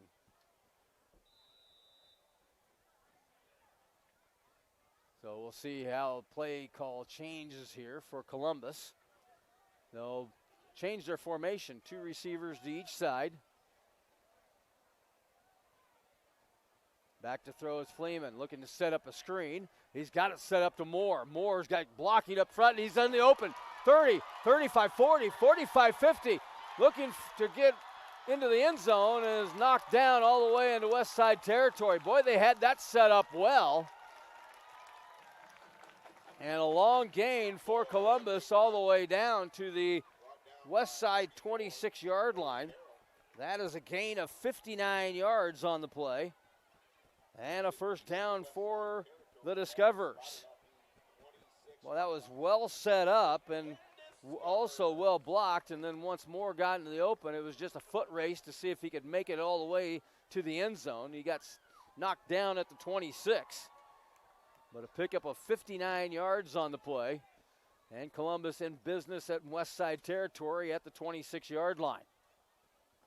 Westside, we talked about their offensive line averaging 245 pounds a man. Their defensive line's even bigger. They're 267 per man. Give it off to Brosh. Brosh trying to find the running room on the left side. He is knocked down for a loss back at about the 27 or 28-yard line. Here's a replay of that screen pass to Moore. And boy, they had that well set up. A couple blockers out in front, and then Moore able to break a tackle and bolt into the open field. And you can see the speed there by Westside as they were able to chase him down and knock him down at the 26-yard line. Broush ended up losing 2, so brings up a second down and 12 back at the 28. 2 receivers, actually 1 receiver to each side of the field. That's Van Dyke here on the near side. Play action fake. Fleeman wants to throw. Looking, fires it downfield. Pass is almost picked off. Dickerson did a nice job that time. That was similar to the play that they completed on a long pass to Landon Thompson earlier in the second quarter. That time Dickerson was there and was able to cut in front of Landon, almost picked it off. But it goes back to the line of scrimmage and brings up a third down and 12. And Fleeman with a chance to convert here on 3rd and 12. They had a 3rd and 14 in the second quarter, and they were able to convert that. We'll see if the Discoverers are able to convert here. 2 receivers to the left, 2 to the right. Near side, that's Van Dyke and Broush. Back to throw Fleeman. Fleeman quickly out front to Broush, and then Broush gets lit up just as he makes the catch. Does a nice job of holding on to the ball down to the 20-yard line, so a pickup of 8 for Broush. And it brings up a 4th down and 4, and it looks like Columbus is going to go for the field goal. Scoreless has scored to start the second half. The Shamrocks now lead 28-14 over the Raiders of Logan View Scribner-Snyder. That game again being played at Logan View. Garrett Esch will attempt the field goal. It'll be a 37-yard field goal attempt. Waiting for the snap. Good snap, good hold, and it's blocked. The field goal attempt was blocked by one of the Warriors. And Westside turns away Columbus High and takes over the ball 1st and 10 at its 30-yard line. So Columbus not able to convert on the long pass to Mason Moore, the long screen pass. And now Westside will have it 1st and 10 at their 30-yard line. So Columbus with their longest drive of the night by far. They had able to get it all the way deep into Westside territory, but not able to go any further. And now SCOTUS has scored again. They make it 35-14. Eric Mustard with all 5 touchdowns for the Shamrocks. And SCOTUS now out to a 21-point lead. Man late coming onto the scene here for Westside. That's Barajas. That's the second time tonight that he's been late to the party. And now they give it off to Mayberry, running the left side, following blocking. And he's going to be taken down right at the line of scrimmage. Good tackle there by one of the discoverers. Christian Deerkop did a nice job of stopping him right at the line of scrimmage as Mayberry had blocking out in front of him. In fact, Avante Dickerson, we talked about how well he runs the ball. He had a pretty good block out in front, but Mayberry was not able to get to that point and was stopped at the line of scrimmage thanks to Deerkop. Now they give it off to the running back inside. That's Kalani, I believe. And Kalani will get a yard to the 31. And that brings up a 3rd down and 9 for Westside. So Columbus trying to force Westside to punt for the first time tonight. And the Warriors face a 3rd and 9 at their own 31-yard line. One back in the backfield. I believe that's Mayberry. And they give it off to him, and he's got to open. No, that's Kalani. And Kalani's going to be short for it by a yard as he's knocked down at the 39-yard line. Pickup of 8 on the play. And it'll bring up a 4th and 1. We'll see what Westside decides to do. I think they're going to go for it as they bring Mayberry in now. Fullback in there is Will Hurtado. Westside trying to draw Columbus offside. But linemen able to hold their water this time. Columbus showing blitz here on 4th and 1. And now they snap it. Give it off to Mayberry. He's got the first down. Stiffs arms the defender and gets taken down, but not before he gets the first down up across the 40 to the 43-yard line. Pickup of 4 on the play. And another first down for Westside. But they had to work for it that time. They had to convert a 4th down to get it. And it brings up a 1st down and 10 for the Westside Warriors. Clock moving here. Of course, we're in the 35-point rule in the second half. Give it off to Mayberry again, running the left side. And he's able to drag a defender across the 45 up to about the 48-yard line. Gain of 5 on that play for Mayberry. So a lot of the backups now for Westside getting some action in this evening. Peyton's still the quarterback. Back to throw, looking, fires it, pass caught, first down. And they have it down to the 40-yard line. Picking that up to Sean Sint. Able to make the catch down to the 41-yard line. That's a pickup of 11. And Peyton up to 7 of 10 for 88 yards.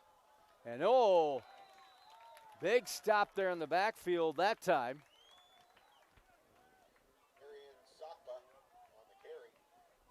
Good stop that time by Mason Wemhoff.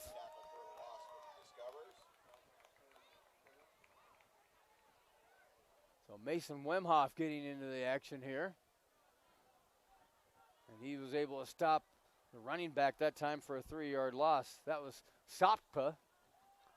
Now they throw it out here and pass is complete. That is to Guyette. And Guyette able to get some yardage back. Gets across the 40 down to about the 37-yard line. They'll gain of 7 on that play. And it brings up a 3rd down And we'll call it 6.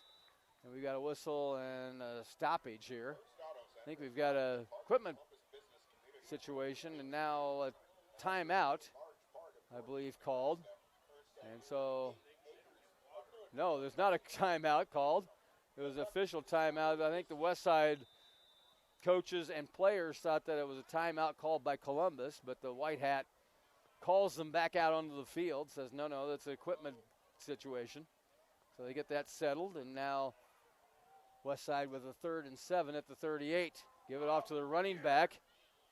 And running the ball, getting a first down, that is Sakpa. Sakpa gets it down to the 29-yard line. Sakpa down to the 29-yard line, and another first down for Westside. So Westside with another first down, and they have it at the Columbus 29-yard line. Underneath 2 minutes already left to play here in the third quarter. Give it off to Hurtado. And Hurtado muscles his way down to the 27-yard line. Pickup of a couple on the play down to the 27-yard line. Nick Stokel with the stop for Columbus. And he'll bring up, and now in at quarterback for Westside, that is Colby Brown. He's a 6 foot, 150-pound sophomore. So Brown in control right now. Gives it off to Sakpa again. Sakpa trying to spin to the outside, carrying defenders, and then finally is forced back, but another strong run by a backup for Westside. And he's able to get it down to the 23-yard line, a pickup of 4 on the play. And it brings up a third down and make it 3rd down and 4. Ball at the 23-yard line. Underneath a minute already to play in the third quarter. When you have a running clock, that goes pretty quickly. Calling the count, Colby Brown gives it off to the running back, and he's going to have another first down. Mayberry with the carry that time. And he'll get from the 23 back into the red zone at the 16-yard line. So a pickup of 7. First and 10, ball at the 16-yard line for Westside. Up 43-0 as we near the end of the third quarter. I formation, offset I. Receivers to both sides. They give it off to the running back. That's Mayberry. Mayberry breaks a tackle in the backfield and then gets positive yardage down to about the 12. And that is a pickup of, I believe, 4 on the play. So 4 yards from Mayberry. He's got 58 yards on 9 carries. That's the end of the third quarter. With our score of Westside 43, Columbus nothing. Back after this, you're watching high school football on mycentralnebraska.com. Great Plains State Bank in Columbus, Petersburg, and coming soon to O'Neill. For all of your financial needs and the personal service you deserve, whether it's in person or online, contact Great Plains State Bank at 564-6077 or gpsbanks.com. Federal FDIC equal housing lender. See Peckney and Associates, CPAs for your business, farm, corporate, and individual tax needs. Peckney and Associates, certified public accountants at 2458 18th Avenue in Columbus, and also in downtown Schuyler.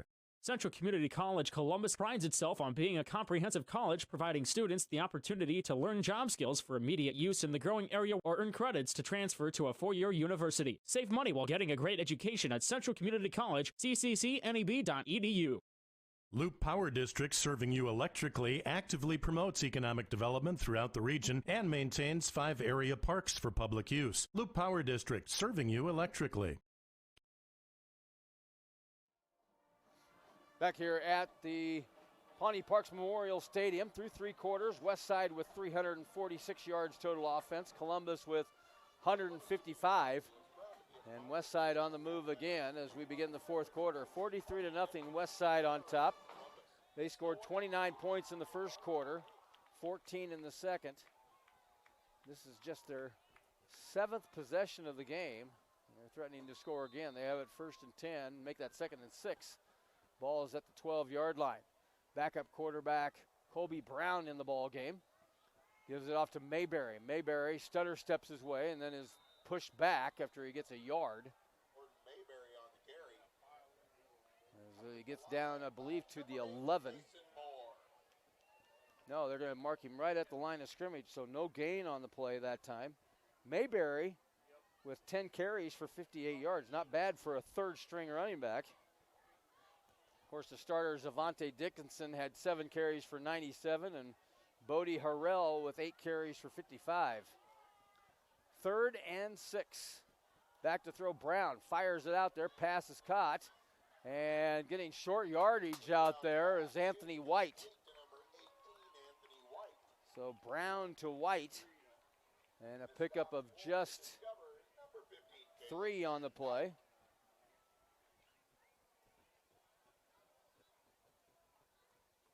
And it sets up a 4th down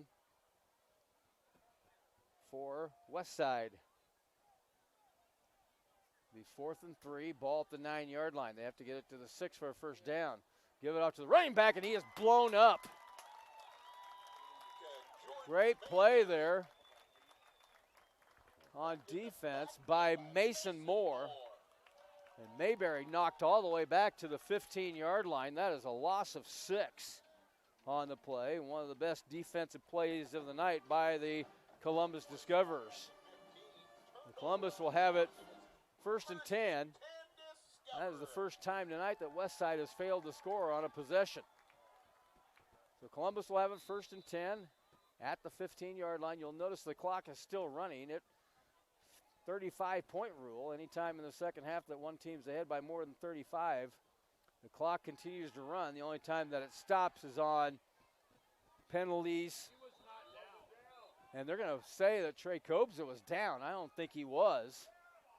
Let's take a look at that play by Moore on that 4th down play by Westside. And boy, Mason Moore just came bursting through there and just blew up the play right in the backfield. Knocked him down for a 6-yard loss. Mason Moore with the best defensive play of the night for the Discoverers. So now Columbus, though, backed up after a loss of 2 on first down. Brings up a 2nd down and 12. Ball back at the 13-yard line. Fleeman calls his count. Fakes a handoff one back, gives it off to another one, and he doesn't get much. Sam Kwapnoski the carry. And he's going to end up getting maybe a yard on that play. We'll see where they end up marking the ball. They're going to mark it at the 13, so no gain on the play. It'll bring up a 3rd down and 12. Ball at the 13-yard line. Under 9 minutes already left to play in this one. 43-0 Westside. They put 3 receivers, make that 2 receivers to the left, 2 to the right. Fleeman back to throw, fires it, passes in and out of the hands of the intended receiver.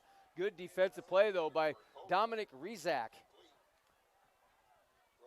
I know it was not Rezach, as it would be if that player was from Wahoo. I did make that comment earlier tonight, but it is Rizak making the play and making a good defensive play there. And here's the punt. High spiraling punt. Looking to field that ball. Originally was Cedrian Haywood. Instead, he wisely lets it roll, and it's down by Columbus in Westside territory at the 47-yard line. So that's where the Warriors will take over 1st and 10, as we are under 8 minutes already left to play in this one. Again, Columbus next week will conclude its regular season, going into Omaha to take on Northwest. And meanwhile, Westside will take on Millard South. Millard South 6-1 on the season going into play tonight. Westside will raise its record to 7-1 here this evening. Columbus drops to 3-5 on the season. Their last game will be at Omaha Northwest.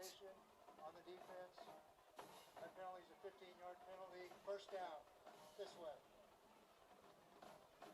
So we had a late penalty flag, and it's a penalty on Westside. It's a 15-yarder. I did not see the flag anywhere, but it's illegal participation against Westside. They did have players running in and out. It looked like a fire drill for a little bit there. And so it's a 15-yard penalty against Westside and an automatic first down for Columbus. Westside with 2 penalties for 27 yards. Columbus with just 3 tonight for make that 4 for 29. So it's been a fairly clean game tonight. And Columbus with their 6th first down of the game. Head coach Brent Front out on the field. He doesn't like that call at all. A very late call coming in, but it'll be 1st and 10 for Columbus. Ball at the 27-yard line. Fleeman puts a man in motion.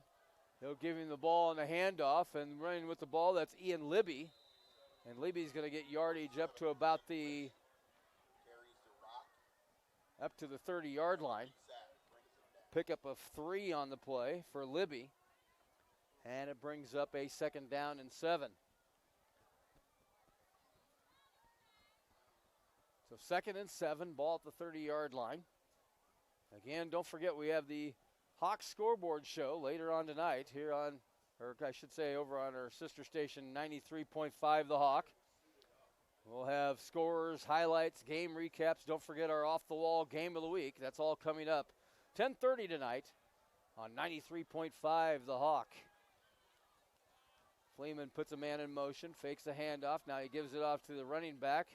Actually, that wasn't Fleeman in the ball game. In there at quarterback now is Riley Iberg. Iberg, a 170-pound sophomore. Kwapnowski on the carry. And we've got a flag, and the clock will stop here with 6:46, one of the rare stoppages that we have in the game. We'll see what the flag is. After the play, unsportsmanlike conduct on the offense, 15-yard penalty, 3rd down. So somebody did something they shouldn't do. Actually, it's going to be, I believe, half the distance to the goal. No, it's going to be 15 yards. They had the ball at the 32-yard line, so they'll back it up to the 17. And the down will count. It's a dead ball penalty, so the down will count. So it'll be 3rd and long, 3rd and 20, back at the 17-yard line. Columbus with 5 penalties for 44 yards tonight. And they will once again take their time here, facing 3rd and 20. Look and see what kind of play they come up with here. They might run another screen pass. Now Craig Williams wants to take a timeout. We'll take it with him. 6:24 to play. Westside in the command, up 43-0 on mycentralnebraska.com. Keep your business looking good. Call Jackson Services in Columbus, offering uniform and linen rental, entrance mats, mops, paper and soap products, and air fresheners, delivering quality and service to their customers for 90 years. It's Jackson Services. At Columbus Community Hospital, your health matters. We offer a complete line of healthcare services close to home. You can count on skilled and compassionate care around the clock. For more information, follow us on social media or visit columbushosp.org. Everyone loves the great fresh taste at Taco John's in Columbus on Howard Boulevard. Home of the best tacos and best breakfast burritos in town. Unwrap the original at Taco John's Columbus. My Taco John's. Back here at Pawnee Parks Memorial Stadium, Don Strecker here with you, along with Ryan Kump, running the controls. 43-0 Westside on top of Columbus. Against SCOTUS, the last report leads Logan View Scribner Schneider 35-14. And after 3 quarters, it's BDS on top of Cross County 28-14. That's at Cross County south of Stromsburg. Here comes the quarterback, Riley Iberg, on the keeper. And he's going to pick up yardage to the 21. That'll leave him with a 4th and 16. So 4th and 16. Ball is at the 21-yard line. We are under 6 minutes left to play here in this one. And so Iberg, the quarterback, also the punter as well. And he's waiting for the snap. Gets a low one, now kicks it away. Boy, that's a line drive. Base hit into center field. Actually, it's going to roll a ways and be down at the 41-yard line. They do have the baseball playoffs going on, the American League Championship Series tonight in New York. And boy, that was a line drive that either player on either the Astros or the Yankees would be proud of. But it does its job, and Westside with it first and 10 at its own 41-yard line. Speaking of the baseball playoffs, Yankees lead the Astros 4-1. They are in the bottom of the 7th in the Bronx. Yankees trailing in that series 3-1, as the Astros won last night in Game 4. I formation, offset I, and now they give it off to the running back, running the right side or the left side over here, and getting good yardage. And it looks like that's going to be a first down for Westside. That's Sakpa again. Sakpa able to get 12 yards on the play and a first down. So Sakpa with 4 carries for 28 yards here for Westside. I formation again, offset I. Tight end to the right side. 2 receivers left here on the near side. This is Sakpa again. Sakpa not very big, but boy, he's able to get some yardage. Sometimes it's hard to see those small running backs when they're running behind big offensive linemen. Sakpa just 5'7" and 135 pounds. And he's able to get 4 yards down to the 43-yard line. And Westside with it, 2nd and 6. I formation, this is a straight I. Give it off to the fullback this time, and fullback's going to be close to the line. Ball came popping out at the end. That's Cole Haberman. So Haberman gets the ball down to the 37-yard line. So pickup of 6 on the play. Actually make it gain of 5. It's going to be 3rd and about a half yard.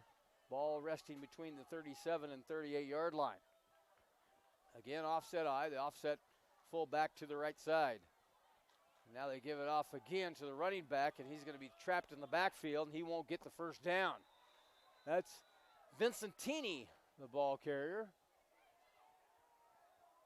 Jacob Vincentini, a 5'9", 170-pound senior.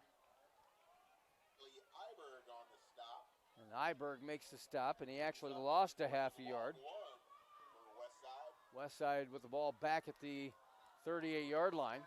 Again, I formation, receivers to both sides. Westside will go for it on 4th down here. They have not had to punt yet tonight. Now Kobe Brown looks over the sideline.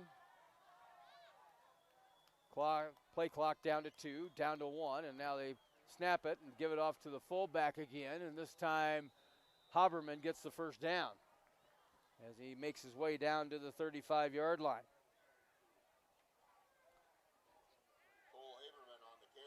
Pickup of 3 on the play, and another first down for Westside.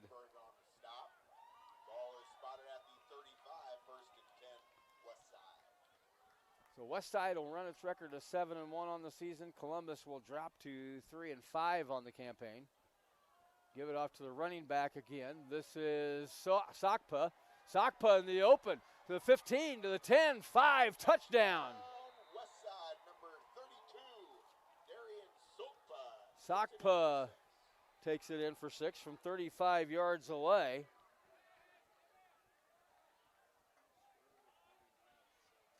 So Sakpa with a carry of 35 yards, and that pushes the lead up to 49-0 with just 1:45 to play.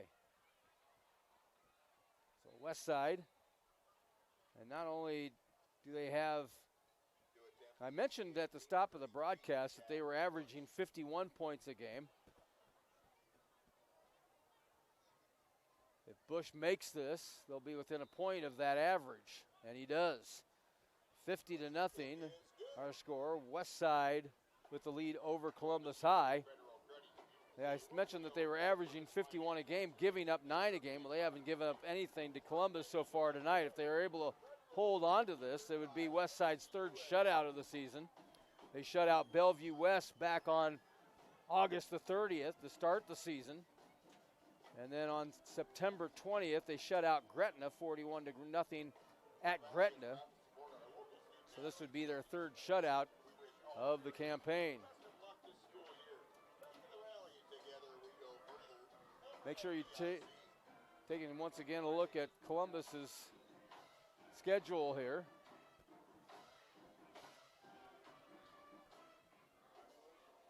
Columbus with one more game left on the calendar as they will take on Omaha Northwest. That's a week from tonight. That'll be in Omaha at Northwest High School. And meanwhile, Westside has the short week. They will play on Thursday night as they will play Millard South. And that should be quite the matchup. Millard South 6-1 coming into play tonight. And also Westside, they'll be 7-1 after play this evening. So Westside getting set to kick off one more time.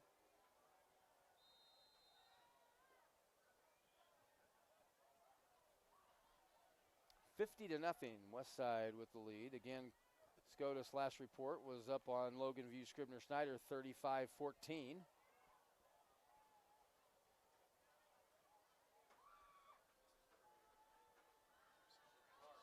$42-0 at the half. Humphrey St. Francis with the lead over Riverside. That game being played over on 93.5 The Hawk, and BDS with a 28-14 lead over Cross County. That game on KZ100. Here comes Joey Brosh back the other way, and he is stopped right as he gets across the 20-yard line. And that's where Columbus will have it 1st and 10. I'm not sure. There's a flag on the play. That's why the clock is stopped. Flag at the 25-yard line. So we'll see who the infraction is on here as the white hat will come over and tell us. Holding on the return team. 10-yard penalty. Be first down. So that will back up Columbus inside their 20-yard line. And they will have it there 1st and 10. I want to thank our season sponsors. They include the Pinnacle Bank for the pregame show, Veruca Ag and Auto for the starting lineups, also Clock Tower Auto Mall for the halftime show. And coming up, the Window World postgame show will recap tonight's action here at Pawnee Parks Memorial Stadium. Talk about what these two teams again have coming up next week. Heiberg, the quarterback, gives it off to the running back. And short yardage as he's going to be muscled back after a pickup of just about a yard.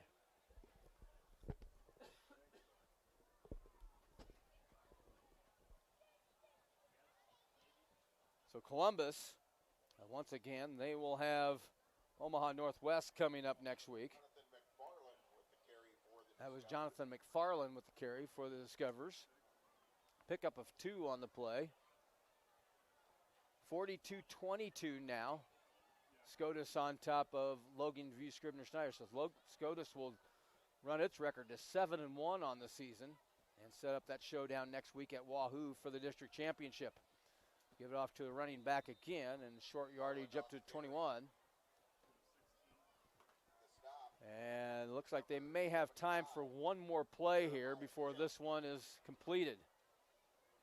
So again, Columbus will be at Omaha Northwest next week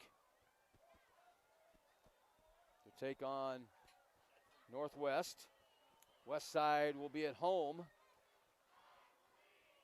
Roncalli tonight defeats Schuyler 49-7. So Omaha Roncalli continues its winning ways. And again, we'll have all the scores during the Hawks scoreboard show, and that is it. So Westside runs its record to 7-1 on the season. Columbus falls to 3-5 on the campaign. Final score tonight is Westside 50, Columbus nothing. Back after this, you're watching high school football on mycentralnebraska.com. Ernst is a proud supporter of all area athletes. Finding the vehicle you want at a great price is our priority. Ernst, the one place. Ernst, great service for a great price. It's Ernst.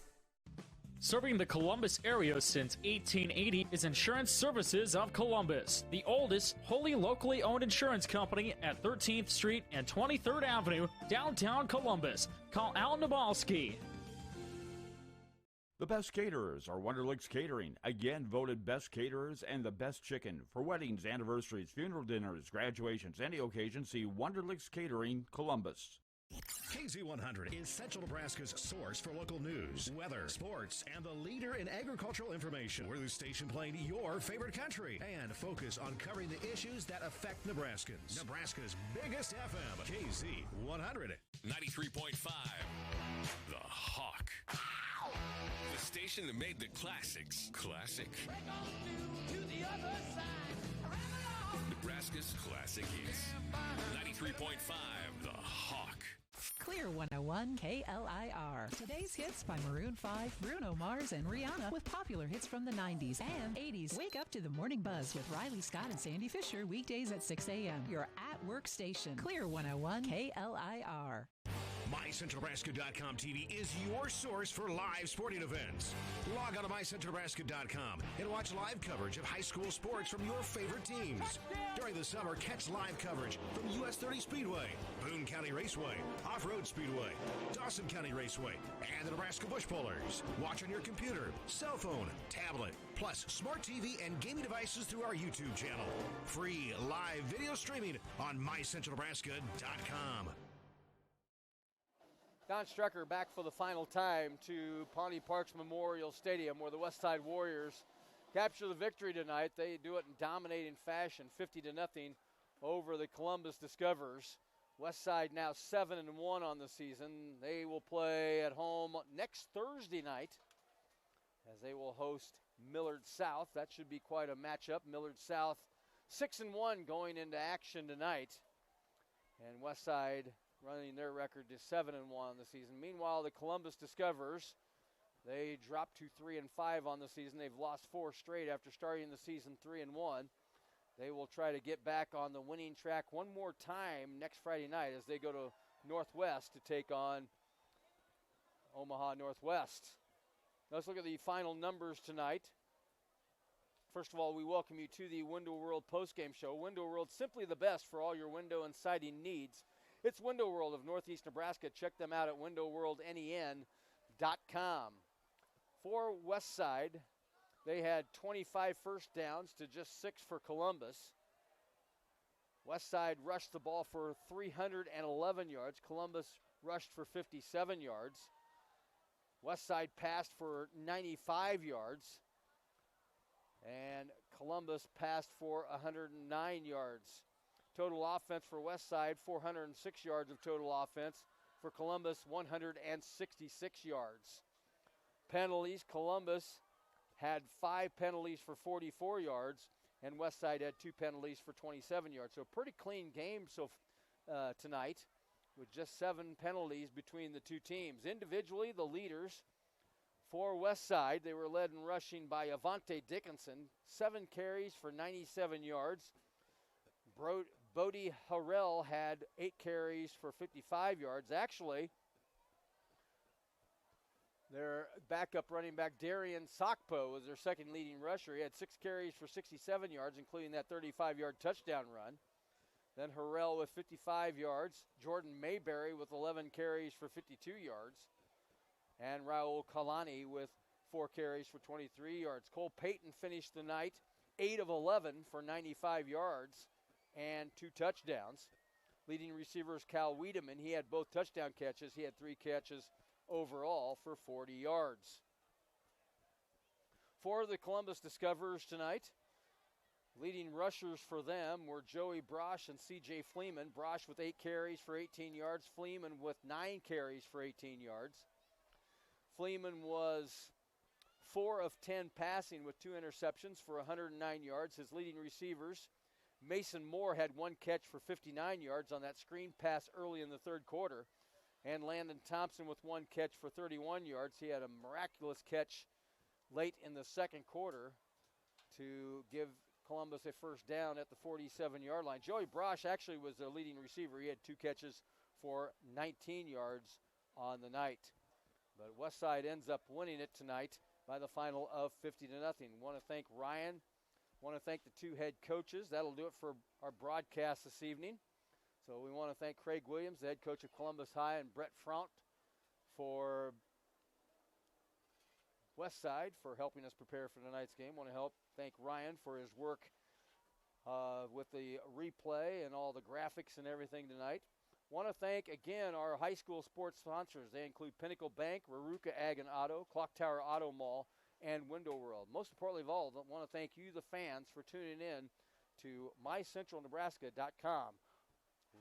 Once again, a reminder that we'll have the scoreboard show tonight at 10:30 over on 93.5 The Hawk. I will head back to the studio, get all the scores, highlights, and game recaps rounded up. I'll also find a off-the-wall game of the week along with some honorable mentions, hopefully.